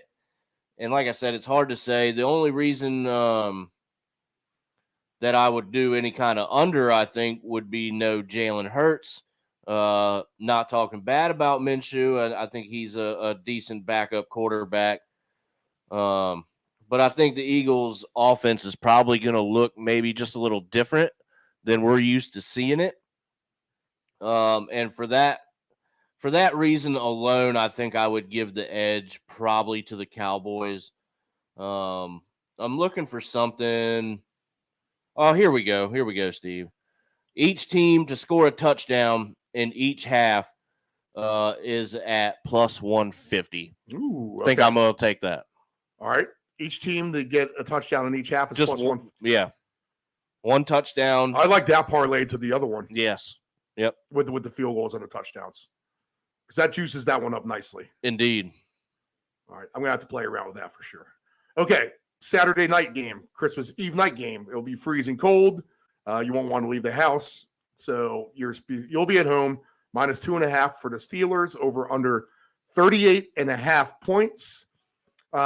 Give me the nostalgic factor of Franco Harris all day long. God will be on the side of the Steelers in this game. I'm not going to say that they're going to win by any kind of huge score, but they'll pull out a victory somehow in the end. The numbers are probably right where they should be in this game. You know what? I mean, if you're going to take any time touchdown scorer, how do you not take a Najee Harris as a salute to Franco Harris? Right. They share the same last name, right? So maybe 2 touchdowns for Najee, to be honest. And he's plus 650 if you think you could do that. I think that's my angle. Najee Harris, 2 touchdowns, plus 650. I'll throw him in the loop here somewhere. In fact, I'll throw him as a 5th on my parlay I have going on now. Why not? He'll juice that parlay up nicely. And I'm going to have to just hope for the best on that one, David. We need a good Christmas victory here. Yeah. How about that? So I'm going to take the nostalgic factor of the Steelers, the win at home slightly, but Najee Harris, big day on the ground. 2 touchdowns for me anyway. Yeah, absolutely. Steve, I could see that. So I'm looking at you know what? And I'm actually going to go off of that a little bit here with a special from this game that I really, really like. So we have Najee Harris for 1 rushing touchdown, 1 or more. So 1+, and a Devontae Adams 1+ receiving touchdown. And that's going to pay plus 400, Steve. I think I really like that. I think I do. At some point, do you take a super alternate over or under parlay on some of these, David? Maybe with all these bad weather games? I think you say certainly flat could. Across the board, let me take 6-7 points off each total and do one big parlay. Why not? I don't think it's out of the realm of possibility. That's for sure. I just don't know how these teams climb above these points. So the 2 touchdowns for Devontae Adams. He's the one guy I'd want to look at here for the Raiders. Maybe Josh Jacobs plus 650. Devontae Adams 10-1 odds for 2 touchdowns. Pay a little bit closer to the wins. Maybe they die down a little bit by that time that game starts in Pittsburgh. If it's much more of an easier night with lack of wind, then maybe some of these passing props with higher numbers are more live for sure. Right. 2 touchdowns for Pickens, 15-1. Deontay's 15-1. He's listed on here. Freiermuth, 21-1. Mac Hollins, 30-1. Jalen Warren, 22-1. He got into the act last week. Jacobs at plus 650 is interesting to me for sure. But Najee, I'll take the Franco Harris angle at home with the nostalgia. Steelers win slightly. Okay, that's it for the Saturday games. Sunday games, Green Bay and Miami. Green Bay is catching 3.5 on the road. 49.5 is the over-under. It's a fantasy fest, super blowout, whatever you want to do, David. Lots of points, super over, 2 touchdown scorers. Pick your choice. You know what? I'll take a wild stab in the dark at Mr. Romeo Dobbs at 23-1 for 2 touchdowns. That's a nice payout to me. In fact, I'm going to go ahead and cancel my last ticket, and I'm going to add Dobbs in here, and I'm going to as you discuss what you may like in this game, I'm going to put together another crazy touchdown score prop parlay of long shots. Here we go. So go ahead. What do you got? I'm waiting for mine to load up over here. I'm having some technical issues. Yeah, well, I would say it's like 1,000,000-mile-per-hour winds outside for one. That would be one reason why all that would be happening. I would think we're on the air, at least I think. I believe so. So yeah, I'm loading up over here, Steve. I got to catch back up with you now. Okay, all right, yeah. Let me know when you're ready. I can kind of finagle this for a minute. Who else was I looking for 2 touchdown scorers? I was looking at. I had some obscure big payout guys here. I know I had a couple. Cordell Patterson's one of them, so I got him in there. Yeah, I like that one too. Romeo Dobbs is the other one I'll throw in. So Patterson's plus 2,500. Dobbs at plus 2,300. Oh, I was going to take a shot maybe on Kadarius Toney. I think that was one of them too. So Kadarius Toney is at plus 2,400. We're talking about high scoring games for this week. And then if I go all the way back to the Minnesota game, we're going to talk about points in that one. This is probably my other best chance if I want to put together one of these crazy higher scoring. So, Steve, this one is giving me a scoring special for this game with the touchdown and field goal prop that I like to play. Okay, what do you got? That's plus 1,400 for this game. How do you feel about that one? I think I'm gonna add that because I always like to build a big one and then round robin it. That's what I've been doing lately. So, yeah. So this is the Green Bay Dolphin game. Yep, it's plus 1,400 for touchdown and field goal each team. Yeah, so parlay that to your plus 1,700. Yep, and you're gonna have a nice payday. Okay, so 2 touchdowns for me: Romeo Dobbs, Cordell Patterson, Kadarius Toney, and maybe a chance on KJ Osborne after the big game last week. Listen to this, Dave. These guys are all paying over 20 to 1 odds or better. If I just put $5 on the threes of this parlay, I can't even put 5 on the straight. That's funny. Okay, so 4 different 3-game parlays, $5 each. Okay, 2 touchdowns by Dobbs, Cordell Patterson, Kadarius Toney, KJ Osborne. If I hit one of those, that's going to be. This is almost insane, to be honest. 60. Let me get the math right. Yeah, I mean, every bit of $75,000. How about that? If 3 of those 4 hit, and that's just a $20 investment overall. $2 straight up. All 4 of those sweep the board. $717,598. I would say that's investing the minimum for the maximum reward, David. 2 touchdowns each. Romeo Dobbs, Cordell Patterson, Kadarius Toney. Think of Pat Mahomes just finding some receivers and hitting them for touchdowns. And then the KJ Osborne, who had got a lot of trust last week, and Kirk Cousins, he keeps the ball rolling against the Giants, baby.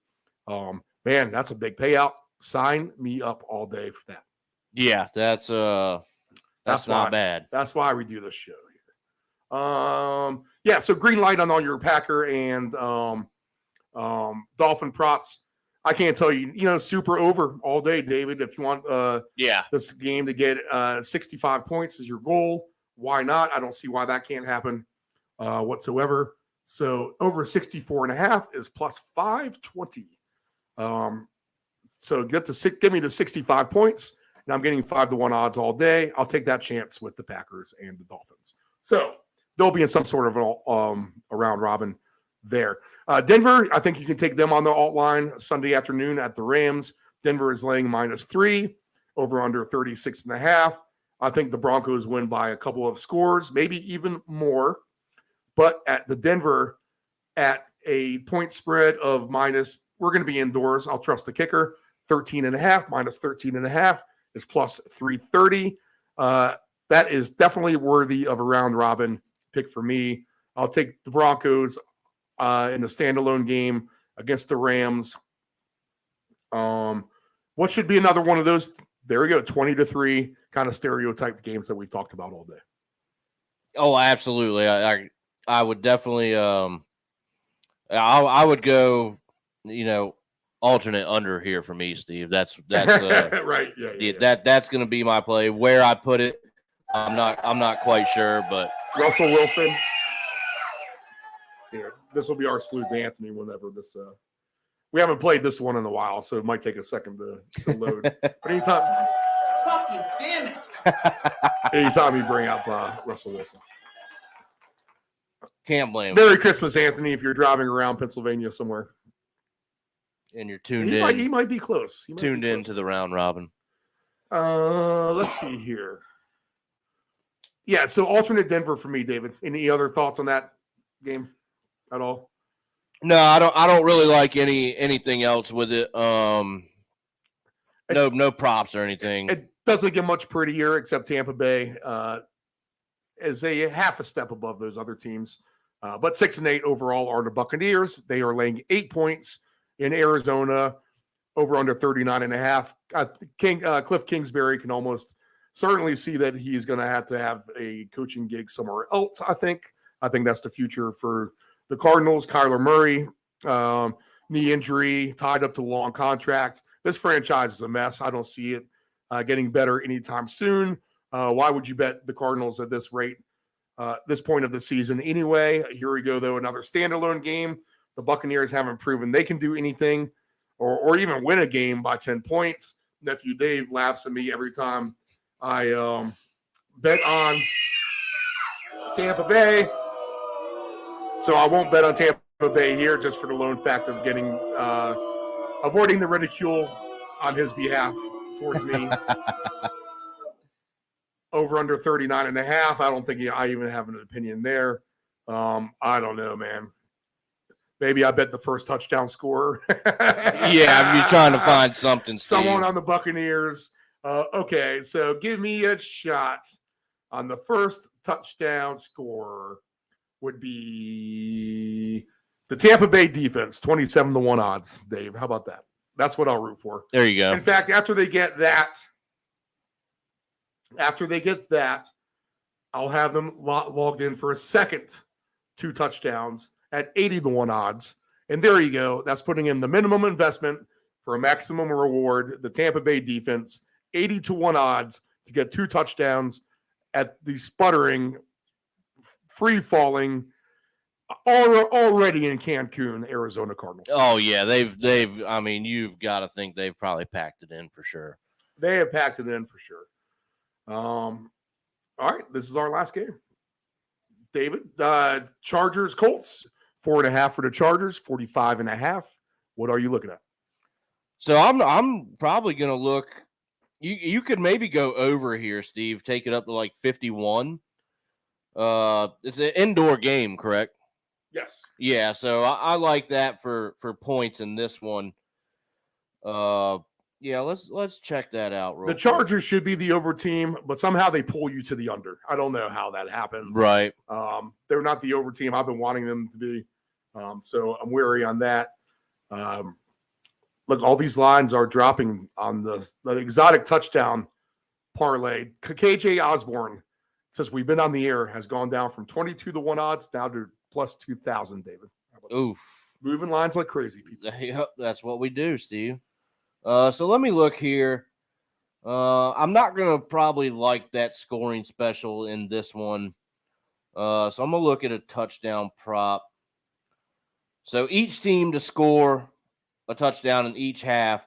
These two teams, that really shouldn't be asking for too much. Plus 155. I don't think it's asking for too much. Nick Foles, he's the question mark. What can he do? He'll be the starter for the Colts in this game. No props on the board for this at all right now. In fact, we don't even have touchdown scorer props for this game.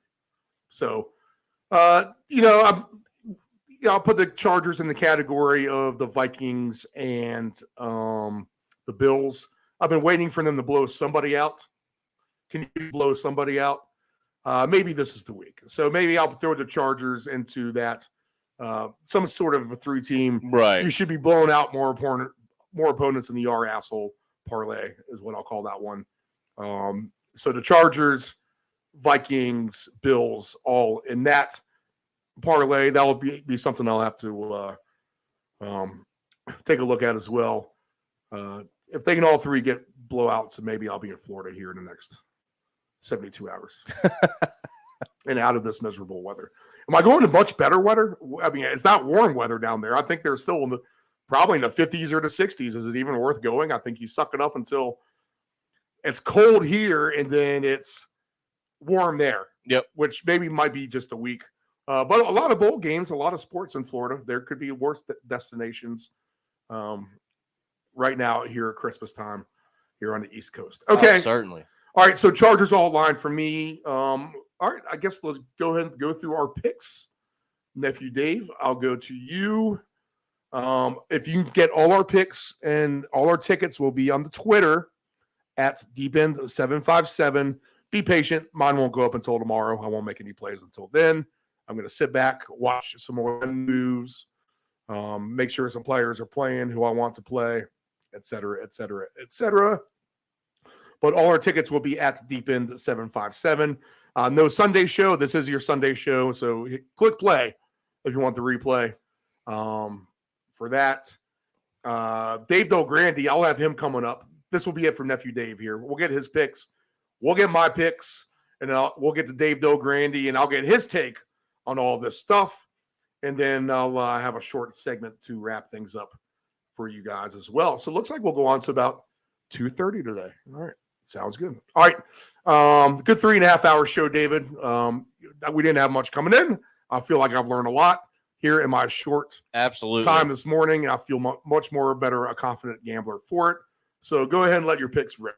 What do you got? All right. So we're going to start off here. I have Derrick Henry for 2. Then I have Metcalf for 1 and Kelsey for 1 in that Seahawks-Chiefs game. Getting pretty good value out of that, so I really like that one. They weren't giving me – I probably should have waited for this game to maybe move it a little bit, but I got a little impatient. I went under 35 in the Falcons-Ravens game, and then each team to score a touchdown in each half in the Eagles-Cowboys game. I really don't think that's asking too much.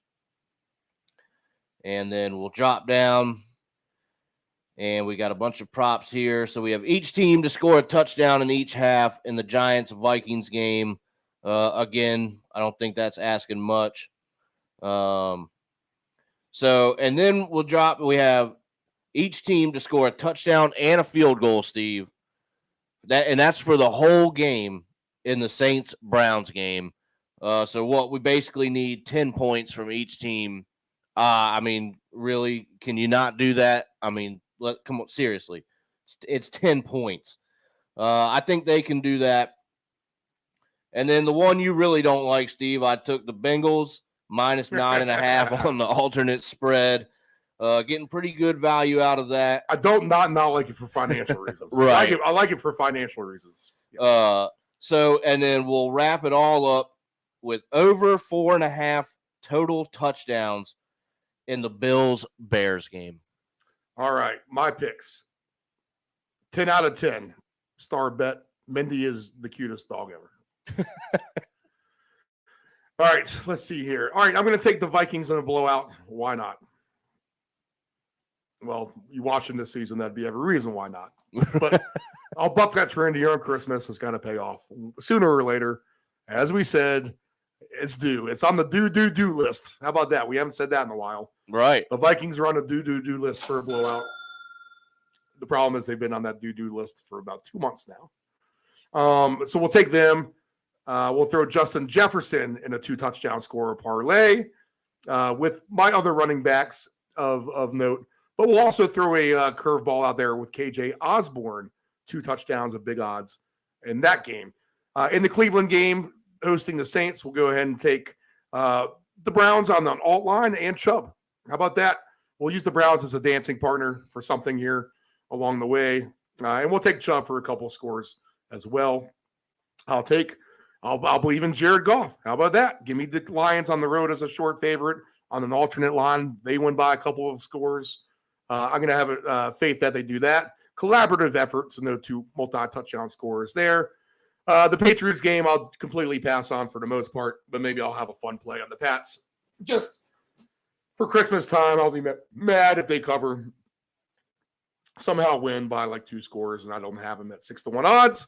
I don't want to live that Christmas nightmare for personal reasons, so I'd rather lose the $20, and I'll take them on some sort of a play. I do not advise you to do the same, though. The Bills, we'll look for blowout central by them against Chicago. So Bills, 2 touchdowns. Did I like anyone for 2 touchdowns on the Bills? I swear I thought I saw someone I liked. Dawson Knox, you always like him at 20-1. Anytime touchdown score, that's what we liked. Dawson Knox plus 300 anytime touchdown score. Nephew Dave will take a shot with that. Titans and Texans will take Henry, just like you, Nephew Dave. I'll take Derrick Henry for 2 touchdowns. Multiple score win by the Titans. I think there's better plays on the board, but we'll take Henry for 2 touchdowns for sure. The Chiefs and the Seahawks, lots of points here. We'll definitely throw Kelsey in for 2 touchdowns, and we'll throw Kadarius Toney in a long shot 2-touchdown parlay. Cordell Patterson for the Falcons. We'll take him for 2 touchdowns as well in Baltimore on what should be almost a favorite scenario for him. He's paying like a long shot at 25-1 odds for Cordell Patterson for 2 touchdowns. So I'll go ahead and knock it off with him. And we'll take a shot on the Falcons alternate line. Why not? Fade the Ravens type of play. We'll take a wild stab on the dark on the Commanders and the 49ers game, going slightly over in a Commanders win. A game that should be an under game, but it looks too obvious to do that at 4:05 Eastern Standard Time. So the Commanders win. The special of the day, if you bet the 49ers -7, you're going to throw up all over your Christmas Eve dinner. You'll be disgusted with yourself en masse, kicking yourself that you bet on Brock Purdy. So I'll have faith in the Commanders in that regard. Cowboys, Eagles, maybe an over, since we'll be bored. Steelers, Raiders, Najee Harris props all day long. Steelers win slightly on Franco Harris. Retirement day. Rest in peace, Franco Harris. And super over, props galore. Packers, Dolphins. A lot of plays, hey. Considering I didn't like anything, Dave, I guess I like everything, huh? Yep. And the Broncos on the alt line, we'll take them as well. Packers, Dolphins over completely. I think that about covers it. Anything else for touchdown scores? Romeo Dobbs, 2 touchdowns for sure for Green Bay. He's paying like a long shot. Cordell Patterson, Kadarius Toney, he's paying like a long shot. KJ Osborne paying like a long shot. That ticket, I'll have something up for sure. That's worth my $20 investment to try to win $1 million just for those 4 players, literally to get 2 touchdowns. And you're not asking the universe to do that, considering the playing scenario that these guys will be in. All right. Nephew Dave, good Christmas plans? No, none that I know of, really. Gonna eat and hang out. Yeah, me too. It's gonna be a chilled, relaxing. Hopefully we are cashing in big time.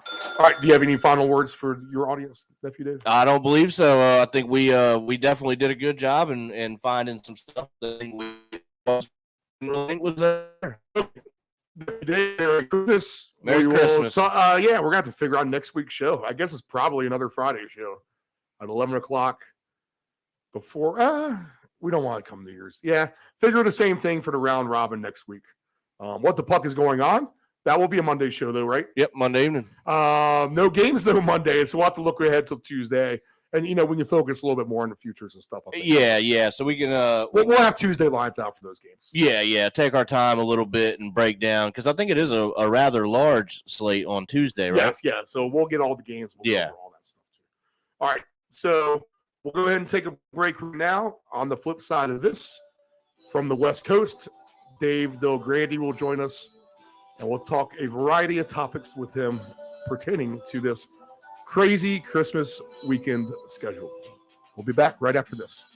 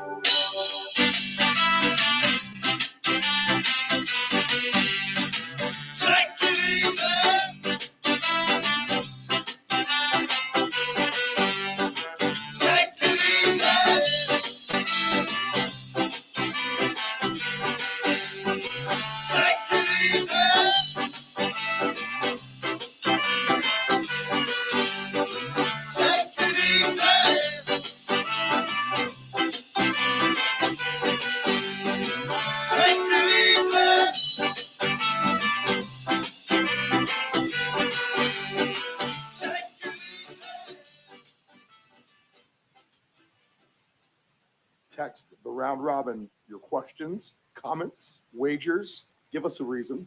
Sleeper fantasy play, your best alternative line, whatever you have. Text the round robin 757-354-5517. Control your alcohol. Don't fight. Don't drink and drive. Your one punch could kill someone. It happens. If you're behind the wheel, you may think you are fine, but then the other driver is under the influence of texting, and then you are done. Control your alcohol. Know your gambling limits. Don't ever bet what you can't cover. Wagering on sports is only fun when you do it the right way. Not every bet will win. When you get on a bad run, know it and avoid trouble. Know your gambling limits.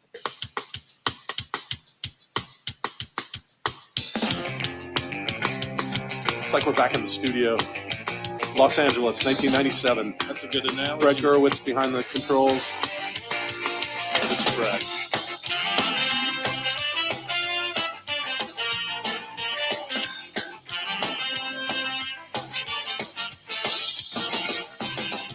I don't need to tell the truth, but I never lie.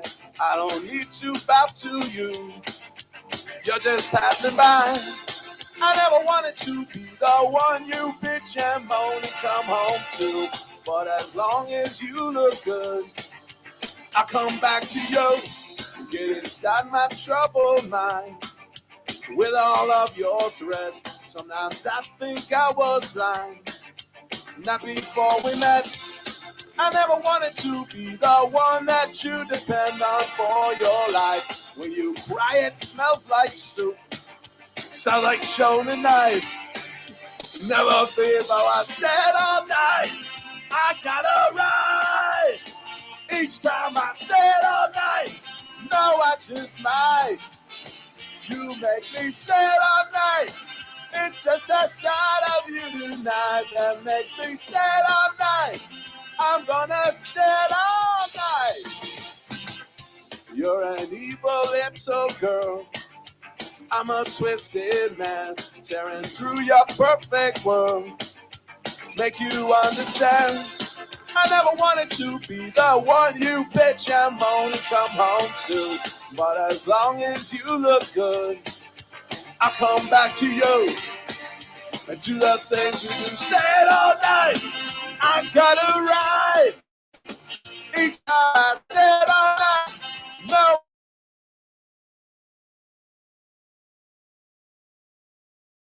I just tonight that makes me stay all night. I'm gonna stay all. I would never treat you bad. You deserve the best from me. If you want to keep your place, you better get down on your own. Yeah, Todd wrote this one. Yeah. Thank you. This is not mine.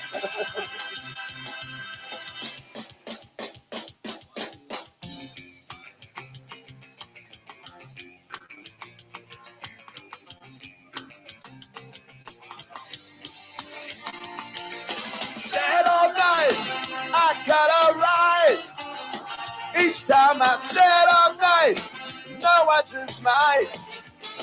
You make me stay all night.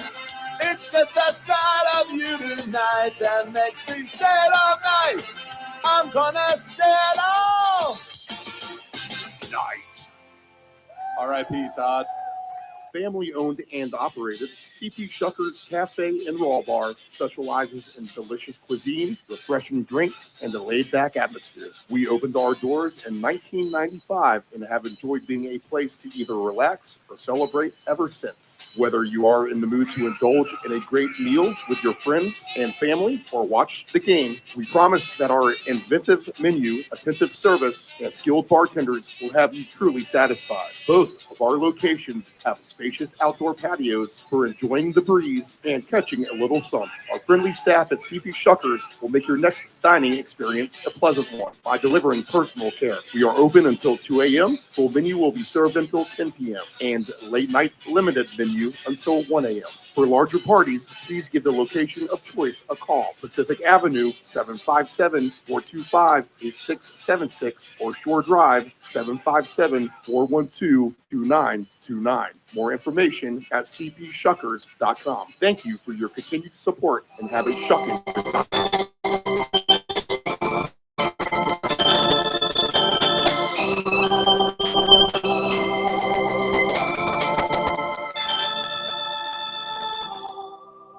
She didn't bat an eye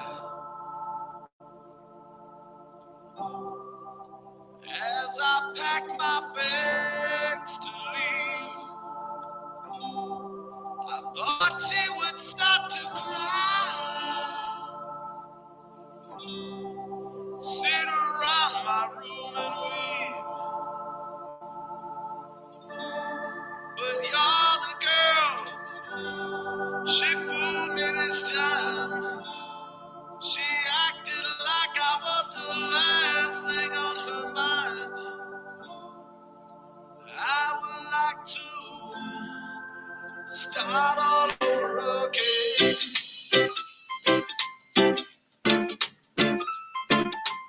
Welcome back with us in his spot right before Christmas time. He's going to join us. We're going to break down. Well, we're going to change it up a little bit. I don't think there's no sense in wasting Dave's time talking about teams like the Broncos, Cardinals, and Rams at this point. So that will open a door for some other teams for us to discuss. But from the West Coast, he works for Field Level Media. Dave Grande. Dave, Merry Christmas. How's everything going, man? Everything's going great. The weather's nice out here this week, which is not something you would say about the Thursday night game this week. And Right. That's kind of our warning, I think, going forward with this weekend. Be careful. You can't risk your fantasy season on bad weather, especially when you're maybe looking to pick up a quarterback because you got a quarterback hurt, or you're looking for a kicker. All the points are going to count this week. So something you said there about these bad teams.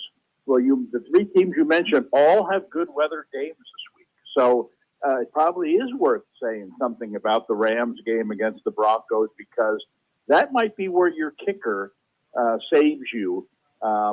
Kicking in a real nice situation there in Los Angeles, rather than, like I said, you want the Jets kicker going in that Thursday night game, and there goes your season. So there is something to be said, and I think there's a big play in the Tampa game at Arizona late in this week as well. So it's worth at least touching on a couple of those games. Yeah, okay. So we'll start right there, but before we get to that, prop wise, kind of let me feed off what you just said. Fantasy wise, which means prop wise as well. Good prop numbers means good fantasy numbers at the end of the day. If you're looking to play some props this weekend, and you're trying to maybe put a couple parlays in together with, maybe some decent paying odds, are you going to strictly look for maybe running backs, yardage, that kind of thing? Well, in a lot of cases, yes. And again, what lesson did we learn in the Thursday night game? Is that when one team is, when the weather's not good and one team has a physical dominance defensively over the other, that team is going to try to run the ball as much as it can. Jacksonville you would consider to be, or I can consider them to be, a much better passing team than a running team, but you wouldn't have known that by watching the Jets game. Etienne, carried the ball. If you had him in your lineup as kind of a sleeper, now he didn't get a touchdown, but he put up some pretty decent numbers there. And when you get those kinds of touches and you're catching some passes, that's a good foundation for a nice, a nice week yardage wise or prop wise. And then if you're able to mix in a touchdown or two, that's good for you. Now, I think the classic example of what I'm talking about, I mentioned this game a minute ago, is this game Tampa Bay against Arizona. Arizona is at this point the worst team in the league. Their quarterback is awful. I have no idea what he's doing in the league. He came in last week, and made Denver look like they were, a powerhouse team. And here's Tampa Bay goes on the road. They don't want to risk getting their quarterback injured. They're going to do whatever they can to grind out a win against a team that frankly they might shut out. And so you got Rashawn White in this game. I talked about this before. It's not necessarily what's going to happen in the first half of a game like this, but rather the second half. Because in the first half, Fournette's going to play and White's going to play and Brady's going to throw his little passes. But once you get ahead 13-0 at halftime, like the Thursday game, which I think was 13-3, and you see the other team has no chance of scoring, you have no interest in throwing the ball the whole rest of the game other than swing it out to the back. And they're not going to risk Fournette, who gets injured a lot and this type of situation. So this is where you're going to see someone like White play the role of Etienne.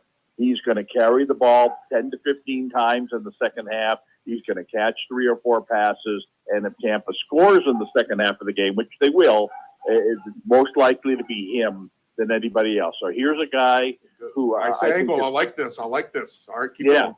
Here's a guy who I think is among the top, kind of sleeper offensive players of the week. He's got a chance to score a couple of touchdowns. He's got a chance to catch multiple, 4 or 5 passes if that's available. He's got a chance to rush for 100 yards. He's got a chance to do a lot of things in this game. In a game where, as you mentioned earlier, why would you want to get involved with anything Arizona? Well, you don't want to get involved with anything Arizona, but you'll gladly take their opponent. Right. And again, and not that weather necessarily is a big factor in this game, because if it had been at Tampa Bay, it would probably be no different. But certainly that's not something you worry about in this game. So Denver, they seem to be trending the right way a little bit here. Is that who you like down there at SoFi when they play the Rams, or can you find some good angles with Baker? Well, that game is. I hesitate to even talk about that game because what we saw from Denver last week, in my opinion, had more to do with Arizona than it had to do with Denver. I mean, like I said, once they got down to their third-string quarterback and he started throwing the ball to the Denver defense, then Denver really didn't need to do anything in that game other than just, 15-yard scoring drives. I'm not sure you're going to get that playing the Rams. The Rams have a serviceable quarterback. Not that he's going to dent the Denver defense, but he probably won't throw the game away. And so this will become more of what you expected earlier. Kind of, this is a first team to score, could win this game. And I really think that the kickers in this game are going to outscore anybody else.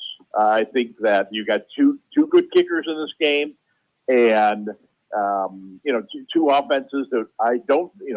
The best 2 units on the field in this game are going to be the Denver defense, obviously, and the Rams defense only by default, because neither the Denver offense or the Rams offense is going to do anything in this game. This could be a game where you like to play around with trying to pick the final scores of these games. But this could be like a 1 touchdown. Very similar to the Thursday night game. This could the 13-9 or the 16-6 game. Right. But a 16-6 game gives you 3 field goals for one guy and 2 field goals for the other. And like I said, you'd much rather take a chance in Los Angeles with offenses who are not going to find the end zone a lot, and with your kicker, rather than, I got the Cleveland kicker going this week. Good luck. How's his snowshoes? And that's I had him last week. He's terrible in the snow. I literally needed one of his missed field goals in the second half to hit a 3-game alternative line parlay, which would have been a great payout. I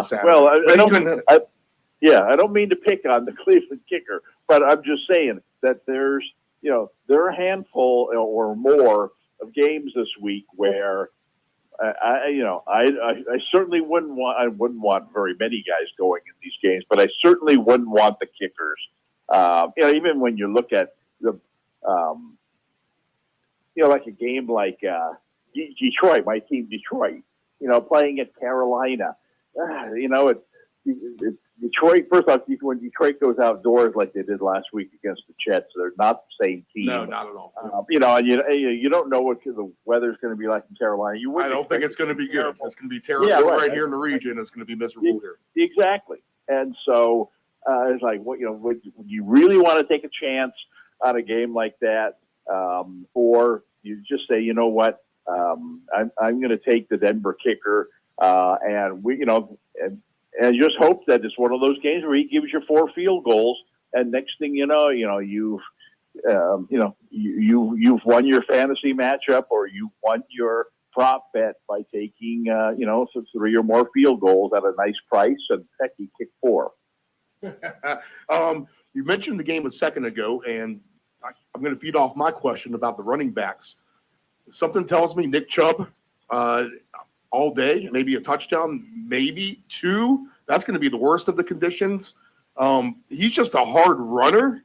I don't know. Chubb props for the game against the Saints. Well, the injury news is not good there, right? I mean, Chubb is. Granted, it's December and a lot of these guys aren't practicing full time. But I certainly don't think he's 100% for this game. There's some speculation that he's going to be a part-time contributor. Problem there is they have a good backup. He's not necessarily not the same style, but Hunt is a guy that they could plug right in there. Yep. Alternate series, with him, and kind of, give Chubb half a day off. If that's the case, then you certainly don't want any part of him. Plus, I have respect for the New Orleans defense. That crazy division, everybody's still alive. I think they'll go there with, the intent of winning this game. Certainly Watson has not lit it up at all yet. This is a game, mix in the weather. This is a game where it's quite possible that nobody scores more than 17 points.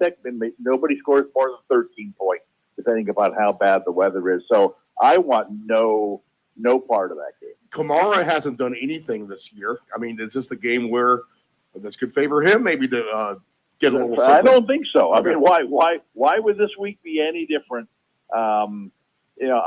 Like I said, I just Cleveland's defense has played very well, and so there's no real urgency for them to open things up. Like I said, like you said, if Chubb were healthy, and you say, well, just hand him the ball 25 times, you'll win this game 17-6. But I'm not sure he's at that health level, and so I think New Orleans is going to be able to hang in there, and I just don't see, if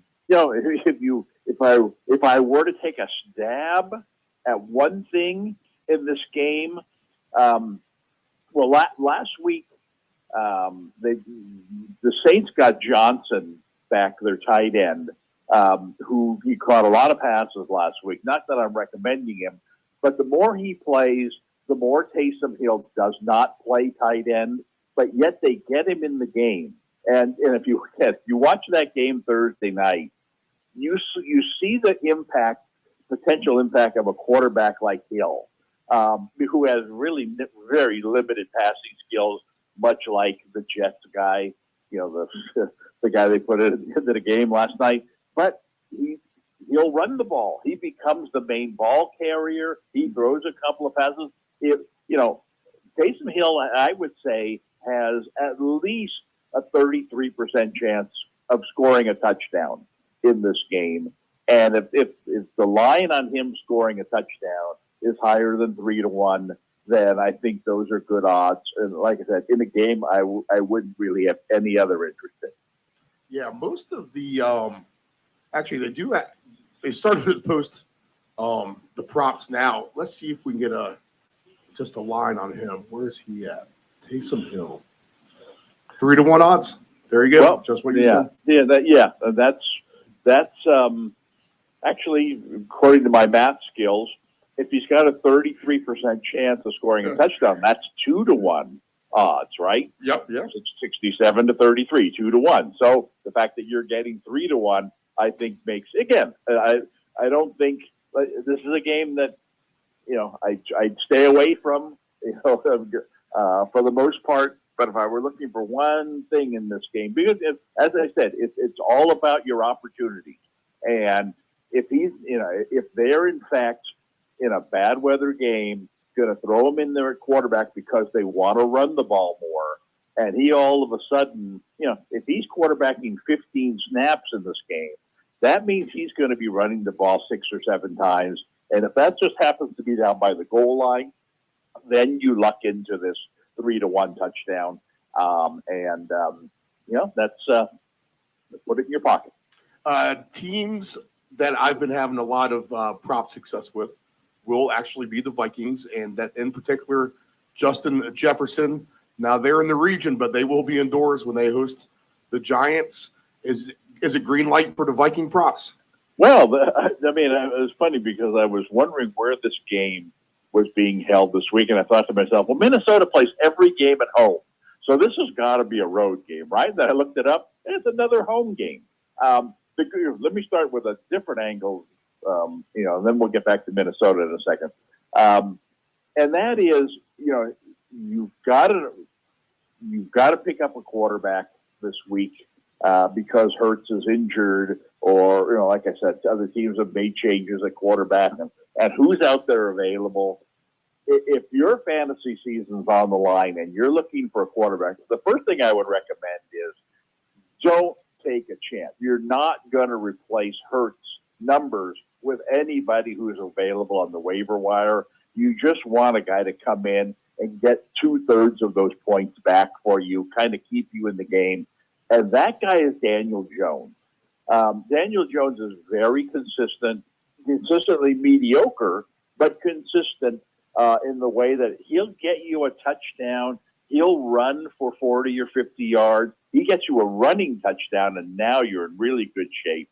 And he's facing one of the worst defenses in the league indoors. And so you're right. This game ought to be, one of the higher scoring games of the week. And if it is, then you're going to be happy to have Jones going for you as your quarterback, because that's, as we saw with the Colts game last week. The Minnesota defense has a way of making basically any offense look good. And that's one of the secrets to success, has been a secret for 50 years in fantasy success, is the worse your defense, the better your offense, because it has to be. Right. And, you're better off giving up a 5-yard, 80-yard scoring drive than you are a 5-play, 80-yard scoring drive than you are a 10-play, 40-yard field goal drive, because you get the ball back faster. And you're farther behind. You got to come out throwing. And, the secret of Dan Marino's success was, as bad as Miami's defense was, Dan had to come back throwing. And it was always nice to have him as the quarterback, because you knew his defense wasn't going to keep him off the field long. And so I think that this game is a green light game on both sides of it. And like I said, if Daniel Jones can save your season, obviously Jefferson and the running back, and Hawkinson. I mean, they've got a lot of options offensively. Not that the Giants are terrible defensively, but Minnesota's that good offensively, where you could go in many different directions with their offense. And I'm not giving you any great insight there, because you like you said, if you've made your money on these guys over the week, you're going to keep going with them. And so there's no reason, this game isn't at New York. You don't have to worry about the weather being a factor. All of your Minnesota elements that have been good to you should be good to you again. My only recommendation is you've got to look at the other side as well. New York's, if Minnesota scores 30 points in this game, which they seem to do every game, New York's going to find a way to score at least 24, if not 28. So where their 3 or 4 touchdowns going to come from. Jones will be a part of that. And like I said, if you, Hurts got injured, you think your fantasy playoff life is going to be short-lived. Not necessarily. If you can plug this guy in there and he comes through for you with 50 yards rushing and a touchdown, now you're right back in the game.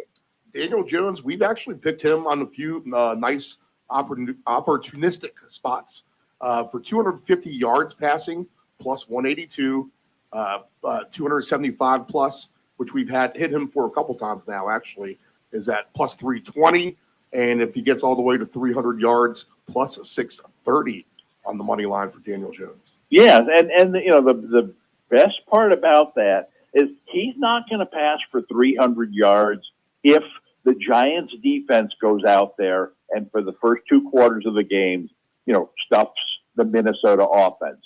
But what are the chances of that happening? More likely it's going to be the other way around, where Minnesota's going to score, a touchdown, a couple field goals. They get their touchdown before halftime. It's 20-10 at halftime. And now the second half, turns into this track meet where we gotta score points. These guys are going to go upward of 30 on us, and we're not going to get this by handing the ball to Barkley. And so you come out, you start throwing more. And like I said, I look at Jones as well. I mean, if they post a rushing number for him, because rushing numbers on quarterbacks tend to be very small, and if they post a rushing number for him, he could be a big surprise, and get you 40 or 50 yards rushing, which I'm guessing is going to be over the total they put on him. Okay, we talked about your Lions and Panthers. Any quick kind of take on that one? If you want to follow up on your Lions outside in Charlotte. Yeah, it's unfortunately, the Lions have done me well on my fantasy team. They've helped me get into the playoffs. And last week when I needed a win, to secure a better seeding in the playoffs, the Lions played at the Jets. And they just are not the same team on the road that they are at home. They had a very poor offensive game last week. This week, they're a very similar game. They're at Carolina. Carolina still wants to think that they're, in this goofy AFC South race. So they're not going to find a disinterested opponent. They're going to find a pretty good defensive team on the road and less than ideal weather. I just don't see, the Lions really lighting it up this week.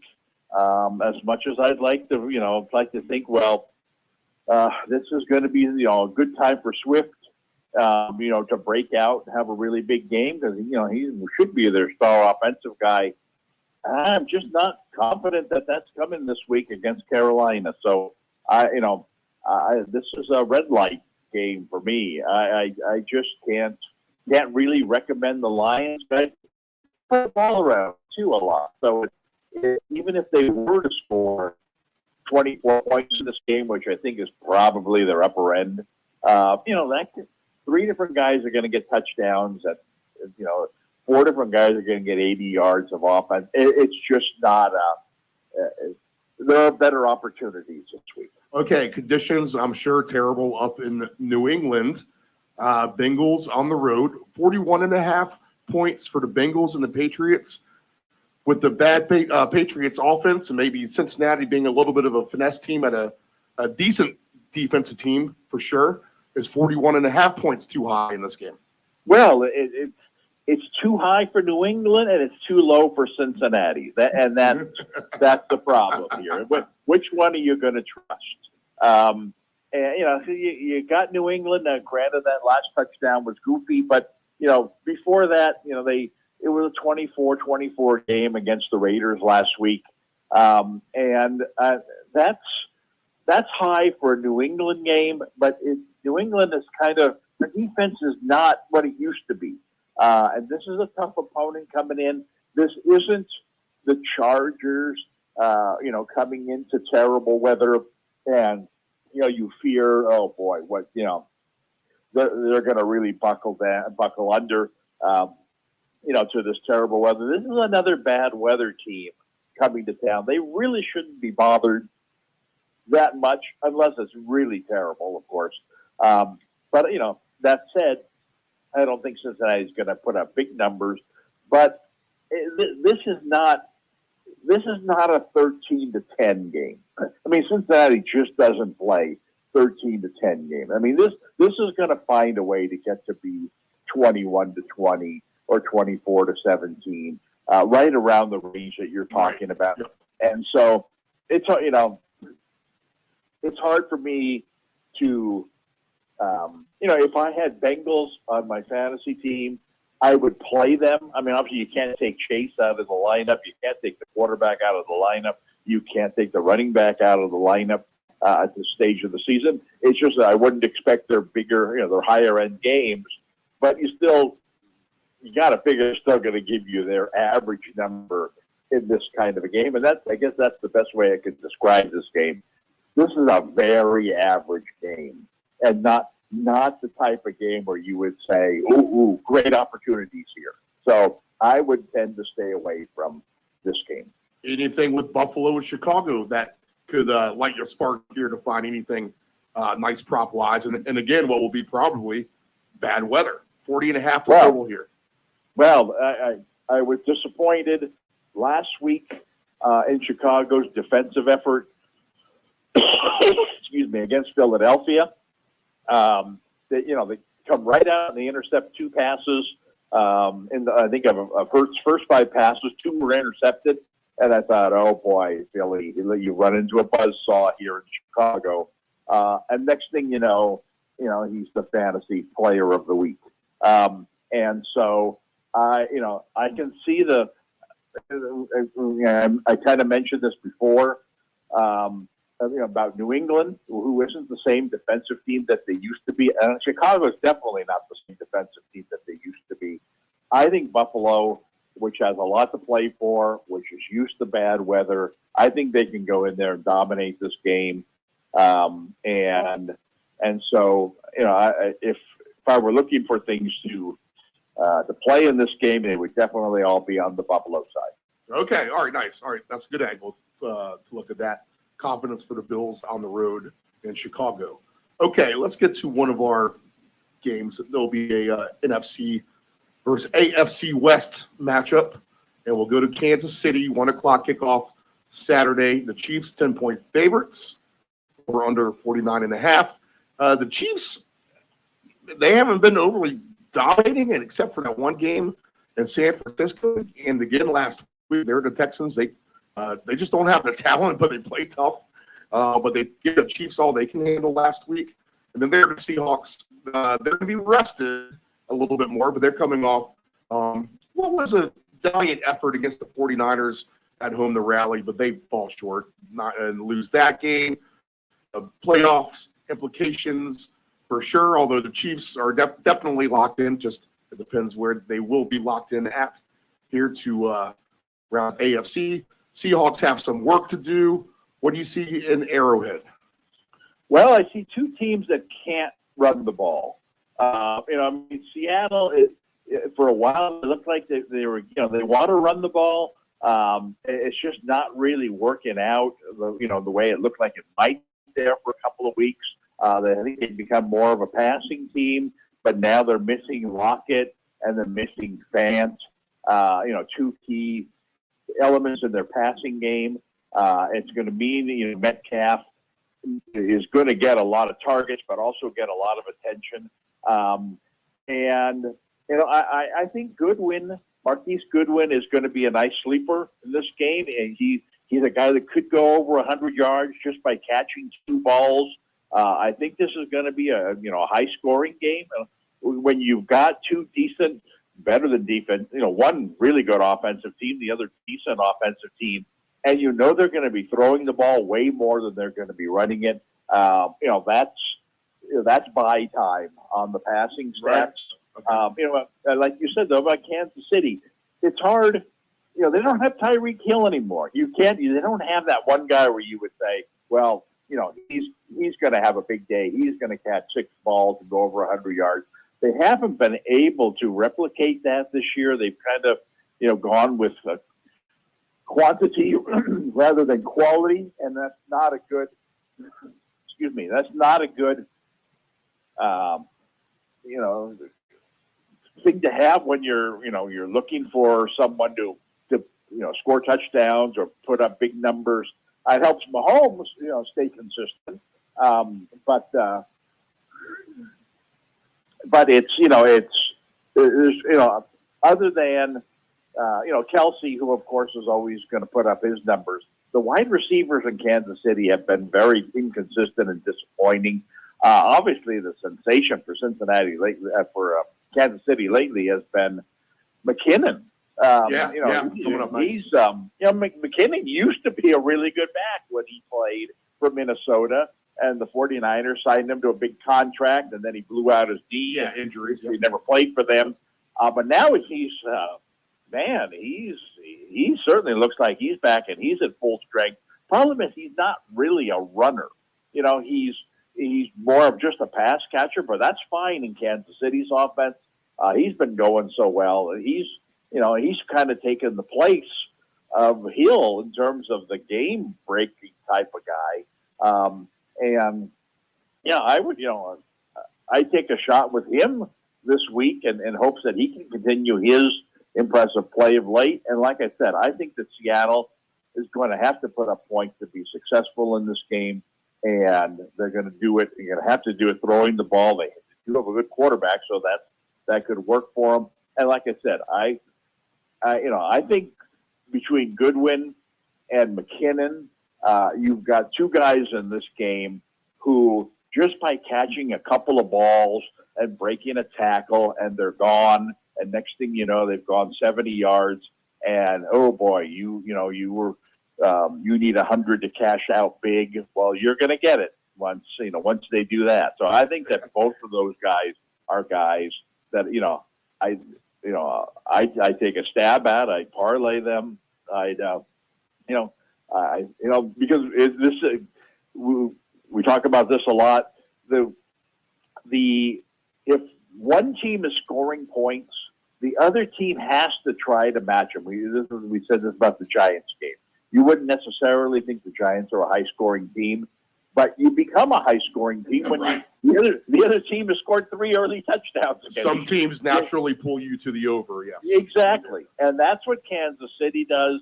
Some teams can match them. Heck, even Houston gave them a nice game last week where you wouldn't have expected it in terms of being a high-scoring game. I think that Seattle has the potential to do that as well with an even better offense. Okay, let's go to San Francisco. This is an interesting game. This will be Christmas Eve, 4:05 Eastern Standard Time. The Commanders coming off the loss on Sunday Night Football. It's the kind of loss where some people just kind of say, the league probably just doesn't want this Daniel Snyder guy in the playoffs.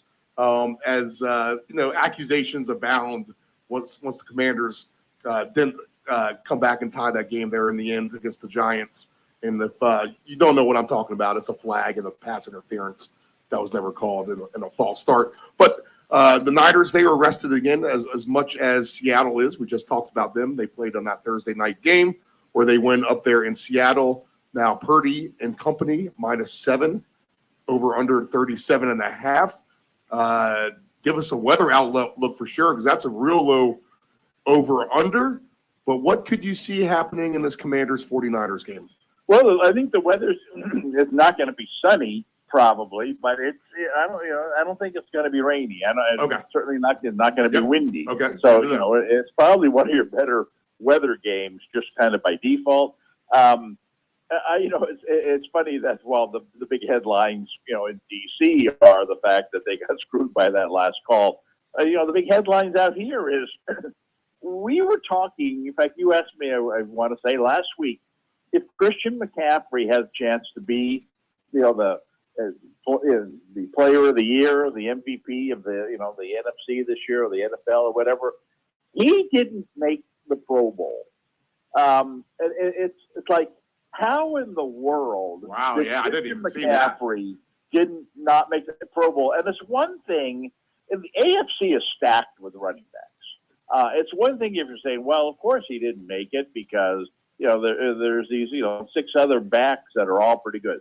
The NFC, whether it's because of injuries or timeshare or whatever you want to say, I mean, they've got Dalvin Cook, who's having a good season and belongs.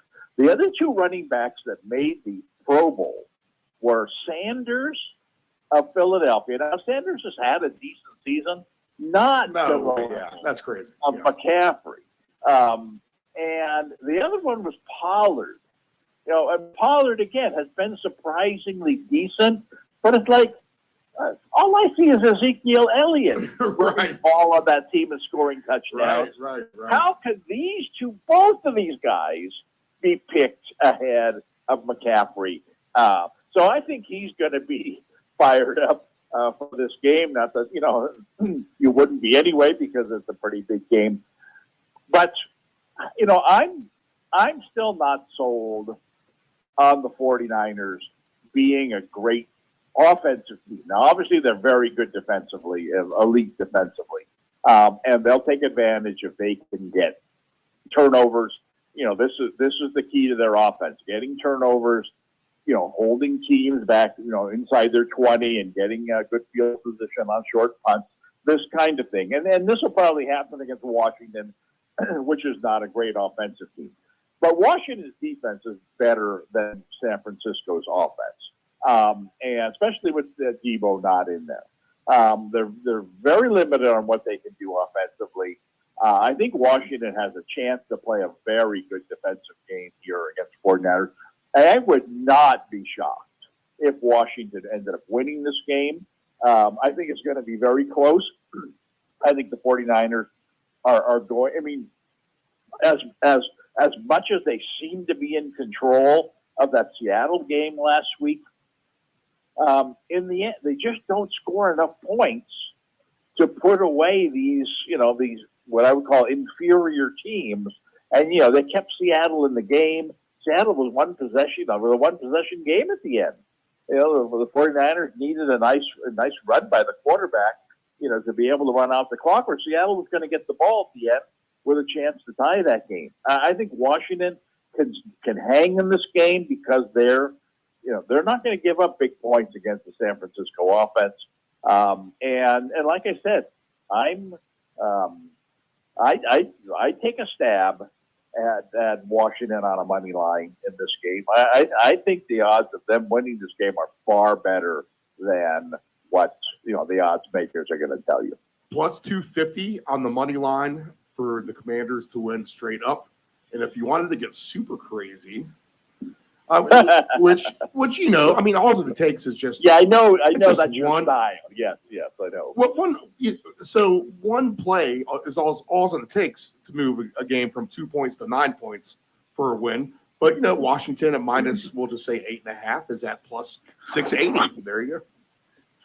Well, I mean, if Washington is going to win this game by more than 7 points, it's the only way it could possibly happen is if Washington's winning the game by 3 and the 49ers get the ball at the end of the game and they need to drive down for a field goal or a touchdown and they, there's Chase Young, scoop, sack, fumble, right? Scoop. And you luck into it. And when 50-1 chance like that is what it's going to take for you to win your 5-1 to bet or whatever. That's probably not a good assessment. All right. This could be an interesting fantasy game, and you might have some perspective on Gardner Minshew as well, as he is a Pac-10 quarterback. But the Cowboys, now that line's been all over the place. It's been up and down. Right now, it's at -4. Over under is 47.5 points. Eagles have skill position people everywhere. Cowboys do too. that might seem like a low over-under to me, especially the way the Dallas defense kind of turned itself off against Jacksonville last week. Could you see a lot of points down here in Dallas? I mean, this is a hard game to project because I don't think people realize how good Philadelphia is on defense. I mean, I think Philadelphia's defense is not the best in the league by far, but they're number 4. Yeah, I'm going to say they're a top 5 type of defense, and the Cowboys are 6. So we'll exactly my point about this game is you've got 2 good defensive teams, and in Philadelphia's case, they haven't had to be real good defensively because they score so many points. And we mentioned this, earlier in the show. We were talking about the Vikings. It's like the Vikings might have the best defense in the league, but when they're ahead 24-0 in the second quarter, the other, you play differently. You don't rush as hard. You sit back in zone defenses. The other team all of a sudden starts scoring points that really don't matter a lot of times, and that's kind of been the story of Philadelphia's season. I mean, their offense has been so good. Does it really matter how good their defense has played? Well, this is their night to shine. I mean, not only is this their biggest game of the year, but it's a game where they don't have the MVP of the league running the show. And, Minshew might be a decent, he certainly got experience. He was a guy I thought the 49ers should have gone for in the offseason this year as a guy to come in and compete with Lance, guy who, would be a nice insurance policy as a guy who has it, starting experience in case Lance got hurt. Remember, we didn't expect Garoppolo was going to rejoin the team. I thought he was your classic young but experienced backup quarterback who could come in and not kill you. So I think that's the kind of guy you're getting with Philadelphia. They're going to have to, they're not going to, they're probably 2 touchdowns worse offensively with him at quarterback, but that's not necessarily saying anything bad about Minshew. That just tells you how good Hurts has been. But it's, it's Dallas. This is a huge game. This is 2 good defensive teams. And I don't see this turning into a 31-28 game. It's just too big a game for that. It's almost like a playoff game where you think, these guys are going to play conservatively. Dak Prescott is I don't know how many quarterbacks in the league have seen their stock fall as much as him this year. He went into the season, people were talking about top 5 quarterback in the NFL. Oh my goodness, he's far from that now. And Dallas has become more of a running team. And so to me, this all adds up to a defensive struggle. And, a team that gets a break, gets that turnover. And I think Prescott is as, liable to have a turnover as Minshew is. The big turnover, I think that's what the game's going to come down to. This really should be a pick'em game. I'm not sure why Philadelphia is getting all those points when they've been clearly the superior team this year. So to answer your question, do I see a high-scoring shootout here? No, I don't see a high-scoring shootout. I see 2 good defenses in a tight game that's going to be decided by a field goal. Okay, and you listeners out there or viewers, if you didn't know, Dave Del Grande here has been all over the Raiders, worked for the Oakland Tribune many, many years ago. Did you ever have any interaction with Franco Harris? No. I was more of a basketball reporter. So you asked me if I ever had any interaction with a basketball player. Chances are yes. In all the years I covered basketball, no. The Raider beat it's one of those things in the newspaper business that when you become the Raiders beat writer for the Oakland Tribune, you hold on to that position until you die. You don't want to give that up. We had a guy who actually, unfortunately, died recently, a guy by the name of Bill Soliday, who was he was one of the old Raider reporting gang, and he covered the Raiders for 30 years. I mean, basically, the entire time that I was at the newspaper. I started at the newspaper in 1977. Bill was covering the Raiders.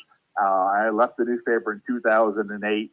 I believe at the same time that Bill did, and he was still, Mr. Raider. So no, to answer your question, I had very little interaction with Raiders other than, I live just south of Oakland, and several Raiders lived in our town here. So I would see them around town, but I would not at the games. I probably went to maybe 5 Raider games. I was more of this as I am today, more of the TV fan. The Immaculate Reception. I mean, when we tried to jog your Thanksgiving memory, you couldn't really remember any of the plays I brought up. But the Immaculate Reception, do you recall that? Seeing that? Well, yes, I do. Now, when I was a kid, I was my brother Ken was a big Raider fan, and so that being the case, I couldn't be a Raider fan. When I was a youth, so I rooted for the Chiefs were my team. When the Chiefs went to won the Super Bowl 4 or 3 or 4, whatever it was. That was back in the I was a big Chiefs fan then. The Chiefs Raiders rivalry back then was obviously a huge thing.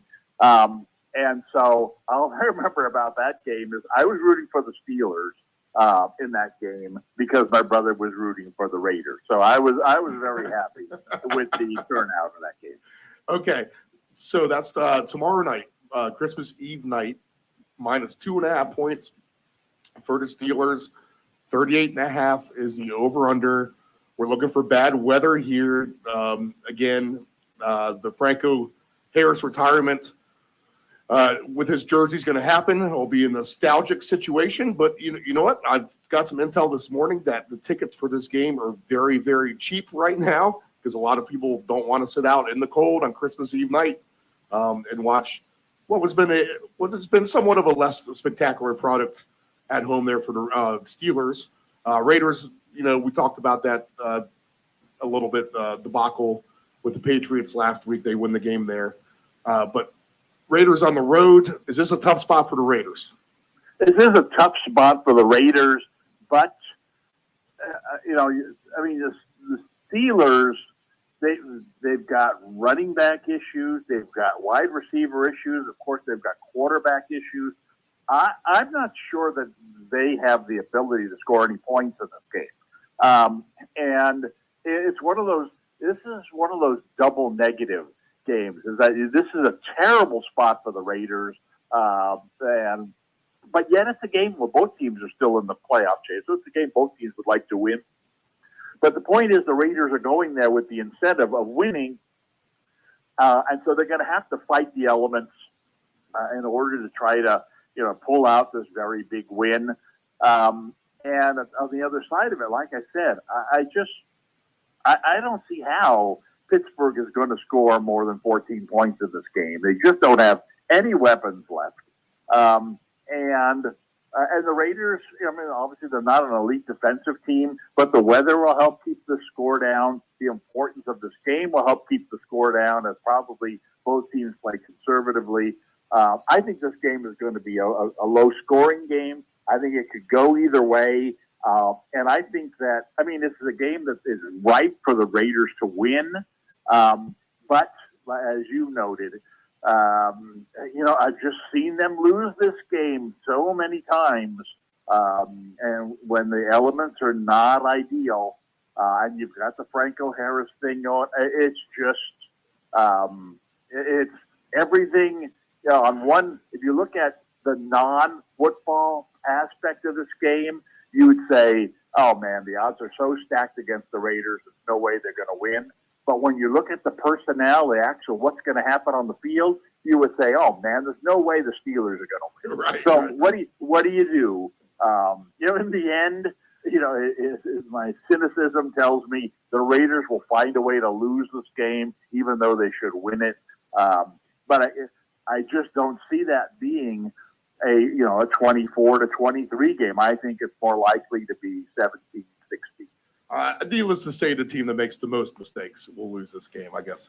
Simply said, huh? Well, like I said, I think Pittsburgh has to play this game conservatively. They, look where they are at quarterback. Deontay Johnson, I don't think is playing. Harris, the running back, I don't think is playing. I mean, it's like, who's running the ball? Who's catching the passes? Who's throwing the ball? It's like the trifecta. They got the hat trick. They got nothing going offensively. It's kind of been this way for a while. They scrap. They try to stay in the game, a low scoring game, and they should be able to do that this week against a team that's out of its element. So I think they're going to play very conservatively, and I think the Raiders, if they're smart, will also play conservatively and kind of understand, guys, as long as we don't turn the ball over, these guys aren't going to score points on us. And you're right. It's one key turnover is probably what's going to be what turns this game, but it's not a game where you would say there's going to be a lot of turnovers just because you don't turn the ball over when you hand the ball to Jacobs 30 times up the middle. On Christmas Day, I think this is the silver platter if you want to root for a lot of points. Here's your free overplay of the day. I don't see how Green Bay and Miami isn't anything but a green light fantasy-wise. Maybe that's me, but the Packers seem to be hitting a little bit of stride on offense. Their defense isn't the greatest. The Dolphins played well in Buffalo in the conditions, but they'll come home to better conditions. And, their defense isn't anything really to write home about either. I could see a lot of points in this game. What about you? Oh, I couldn't agree more. How many times, certainly upwards of a half dozen, have we talked about weather being a negative factor in games. We've talked about how it's made games, you really want to stay away from. What makes that Giants-Vikings game stand out. It's also what makes this game stand out. I'm not sure it wouldn't stand out anyway, even on a warm weather weekend at every site. These are two good offensive teams. Miami's a really good offensive team. And Green Bay, to their credit, and I got to give Rodgers credit for this, this is a season that has been lost for about the last 4 weeks. They're like, oh, man, let's just cash it in and wait till next year. But they've really come on strong. Rodgers has kind of spearheaded it. They're going to hang in this game one way or another. Again, this is a Minnesota Giants type of game in that the more points Miami scores, the more points Green Bay will score. They're going to hang in there. I give them a 50-50 chance of winning this game. But it's going to take at least 27 points and more likely something in the low 30s in order to win this game. I think both teams have an opportunity to go over 30. I think I agree with what you said. The surprising thing about Miami's game last week was how Mostert ran the ball. How many times have I said Miami's had one of the worst running games in the league? Well, last week, you wouldn't have known that last week. He ran the ball very effectively. And that really helps their offense because once he gets running the ball some, now their downfield threats become, less covered, and so I think that I think Miami's really ready to roll on all cylinders offensively, and Green Bay too. I mean, Green Bay they're starting to you watch the Green Bay's game on TV this week. You see, Rodgers is back to his old tricks of spreading the ball around. All we heard about at the beginning of the season, he didn't trust any of his receivers, and now all of a sudden spreading the ball around to 3 or 4 of them. And Dylan, Dylan has really come on strong as running back. He got a concussion last game, basically played a half of the game, scored 2 touchdowns. And so he's really added to their running game. And of course, Jones is a good runner and pass catcher. I mean, I think, if there's about 15 teams out there who I would think would love to say, hey, can we borrow one of your weapons this week because you have way too many and we don't have enough. And so it's hard when that's the case. It's hard to pick out who's going to be the one guy who really stands out. In terms of where's your prop bet. I think Tua is probably that guy for Miami because of Mostert. I mean, Mostert is a guy who catches passes. He's one of these backs who he catches it, and the next thing you know, he's run 40 yards. He adds to your passing totals. He scores touchdowns through the air, and of course, they've got these great weapons. I think he's going to, in good weather, I think he's going to be a 300 or more yard passing guy. And like I said, for Green Bay, I think Rodgers can match that. But on Green Bay's part, I think Dillon has become their scorer. I think he had 2 touchdowns last week in a high-scoring game. I think he could give you 2 or 3 this week. So I think you could pick your poison here in this game. But I think that there's if we were talking about my top 15 plays of the week, certainly Tua and Dillon would both be on that list, and I'm guessing you could probably get a decent price on both of them. A.J. Dillon plus 600 for 2 touchdowns. There you go. I mean 39 to 1 for 3. Well, I mean, he had 2 touchdowns last week, and he barely played a half of that game. And they gave him the ball down by the goal line too. Well, they do, but that used to be the case where he was mostly a goal line specialist, and they played Jones a lot. And Jones is a very good running back. Very good. But Jones and Mostert are very similar in that both injury prone. And when you've got another option like Miami did for a while there when they were playing Jeff Wilson, and of course Green Bay has with Dillon, then you're going to split time with these guys. Well, Jones he's not doing well. He's hardly practicing these days. He had an ankle issue last week. He got a knee issue this week. He's someone who I would expect, instead of being a 50-50 split with Dillon this week, will be at best a 33-67 split.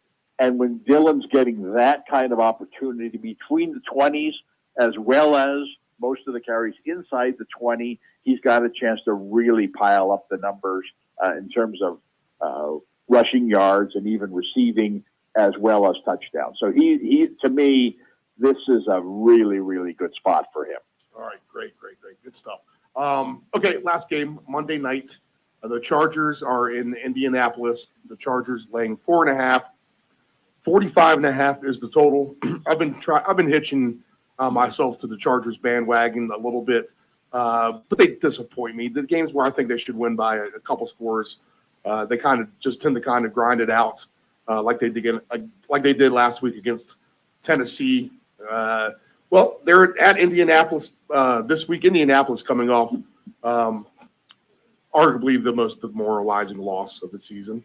There's going to be other candidates for that as well. But it's going to be indoor environment, which will be conducive to points for Justin Herbert and company. Do you see the Chargers having success in Indianapolis? I couldn't agree with you more about how disappointed I am in the Chargers offense. Just as they're getting healthier, they get Williams back, Allen's healthy, Eckler's healthy, the quarterback's healthy. They put up a game like last week where they were just terrible on offense. It doesn't make any sense to me. Fortunately for them, like you said, I think you way understated the level of, the biggest loss in NFL history. Yes. Well, but I mean, how dejected they have to be. Right. I mean, they're already out of it. They've got a chance to put up the the win of the year. I don't know about saving the coach's job, but it certainly would have helped. I mean, it's just so many things about that game that could have been positives in a terrible season, and it all blows up in their face. And now they come home and there's really nothing to play for, and everybody's laughing at them. And I'm not sure they can do anything about it. It would be one thing if they were playing a team that, like Houston, where they go, wow, we can beat this team, and we can play our slow-paced game and win a game like this. But this is a game where they're going to have to, kind of like last week, they're going to have to put up points. If there's one positive about that game last week, they actually looked pretty good offensively. And now they've switched over to Foles at quarterback, which, I'm not saying that's a positive thing in terms of him being a better quarterback than Ryan. But we've seen this over the years where Foles comes in there and he can make things happen. Yep. They don't have Taylor running the ball anymore, so they don't really have the option to be conservative. So you got Foles throwing the ball a lot. And so, I mean, Pittman, I want to say last week, Pittman had like 14 targets. I think Indy is going to be put in a position this week, like last week, where they're going to have to try to match points against this opponent. This is the bailout game in fantasy. This is the last game of your playoff life.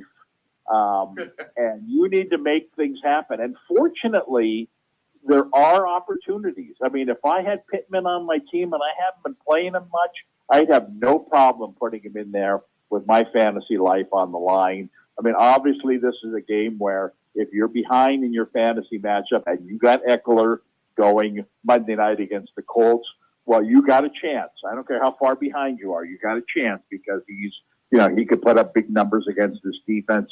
I think a real sleeper in this game would be Deion Jackson of the Colts. The Colts basically have two healthy running backs now, one guy who runs a lot and one guy who catches passes a lot.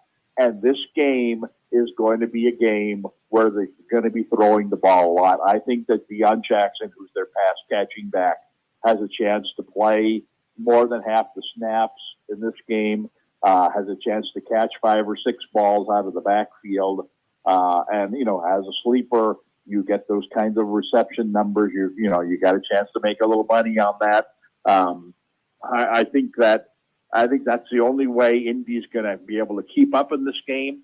I hope it turns into that kind of game. It's not going to turn into the Minnesota type game because very few games ever do. But for an Indy game, if this game could turn into a 28-27 game, like I said, in the 60th minute of your fantasy playoff life, exactly what you're looking for. You need a comeback. You want to save somebody for that last gasp. There are, like I said, it's in the gambling perspective. It's what you would call your bailout game. In fantasy perspective, it's your the last gasp. I want to save one guy. Give me one guy who I could play Monday night in case I'm behind by 10 or 15 points.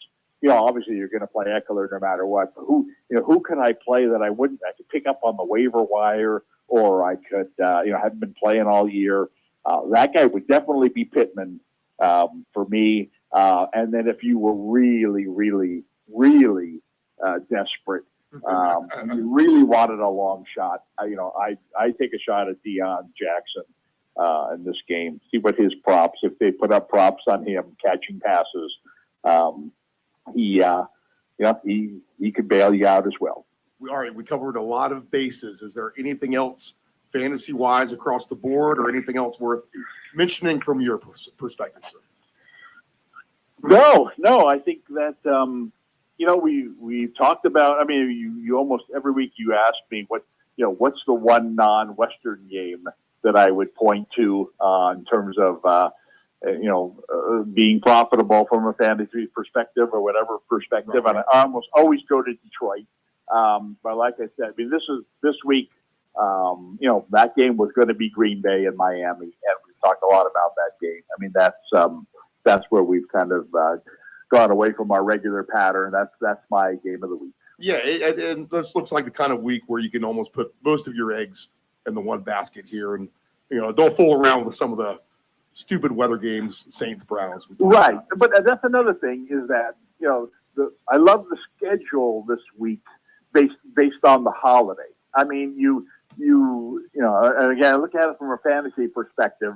As you don't want to be the guy who has all of his guys playing on Saturday. Right, because then you sit and you worry about the other team. You don't have anybody going. He's got all his guys going. And once you get to Sunday, you've got the game at Miami, right? You've got the game at Indy coming up on Monday. You've got the game in Los Angeles, right? And you've got the game in Arizona. You've got 4 good weather games. And these are not games necessarily where you would normally see a lot of fantasy interest. So that's what I'm saying. Most of the guys that are going to be playing this week are going to be in those Saturday games. And most of those Saturday games, the weather's not going to be good. So it's the team that has a couple of guys going on Sunday and a guy going on Monday. And you're looking up at your scoreboard and it's like, oh my God, I'm 50 points behind. And then you realize this other guy's got no more guys left. And I've got 3. I've got White going against Arizona. I've got Dillon going, against Miami. I've got Pittman going against, the Chargers. I got a chance. And on a normal weekend, you don't get that because obviously almost all the games are on one day. So it's a different, kind of a different strategy. And again, from a gambling perspective, it's one of those things where you don't want to, exhaust all your funds on Saturday because a lot of the fun stuff is coming up on Sunday and Monday. Well, fortunate for my peace of mind, I won't have to worry about pulling my teeth out trying to grind out 25.4 points with Tom Brady on Christmas night in Arizona for my fantasy team. Okay, Dave, we appreciate it, man. Have a good Christmas. Enjoy the holiday. Enjoy the games, and we'll link up one more time before the new year. Yes, we will. All right. Enjoy the weekend. All right. We will be back right after this. All right. That's going to be it. No more last segment for me. We're running at 2:30 o'clock Eastern Standard Time. It's getting freezing out here. I need to go winterize a couple things as temperatures are dropping completely rapidly around here in the Virginia Beach area. It's cold temps, wind everywhere, wherever you are listening to us in the United States. For sure. We have a bowl game in Louisiana coming up in 30 minutes, 22 degrees there. So it doesn't matter where you're at in this country. It is cold. Mike Lane, this show is for you, brother. We think about you all of the time. And for all you guys listening, wherever you are, safe travels. Have a Merry Christmas. We'll be back one more time before the new year. And, man, here we are, rounding out the NFL season. 3 games to play for everybody. Wow. Week 15. Unbelievable.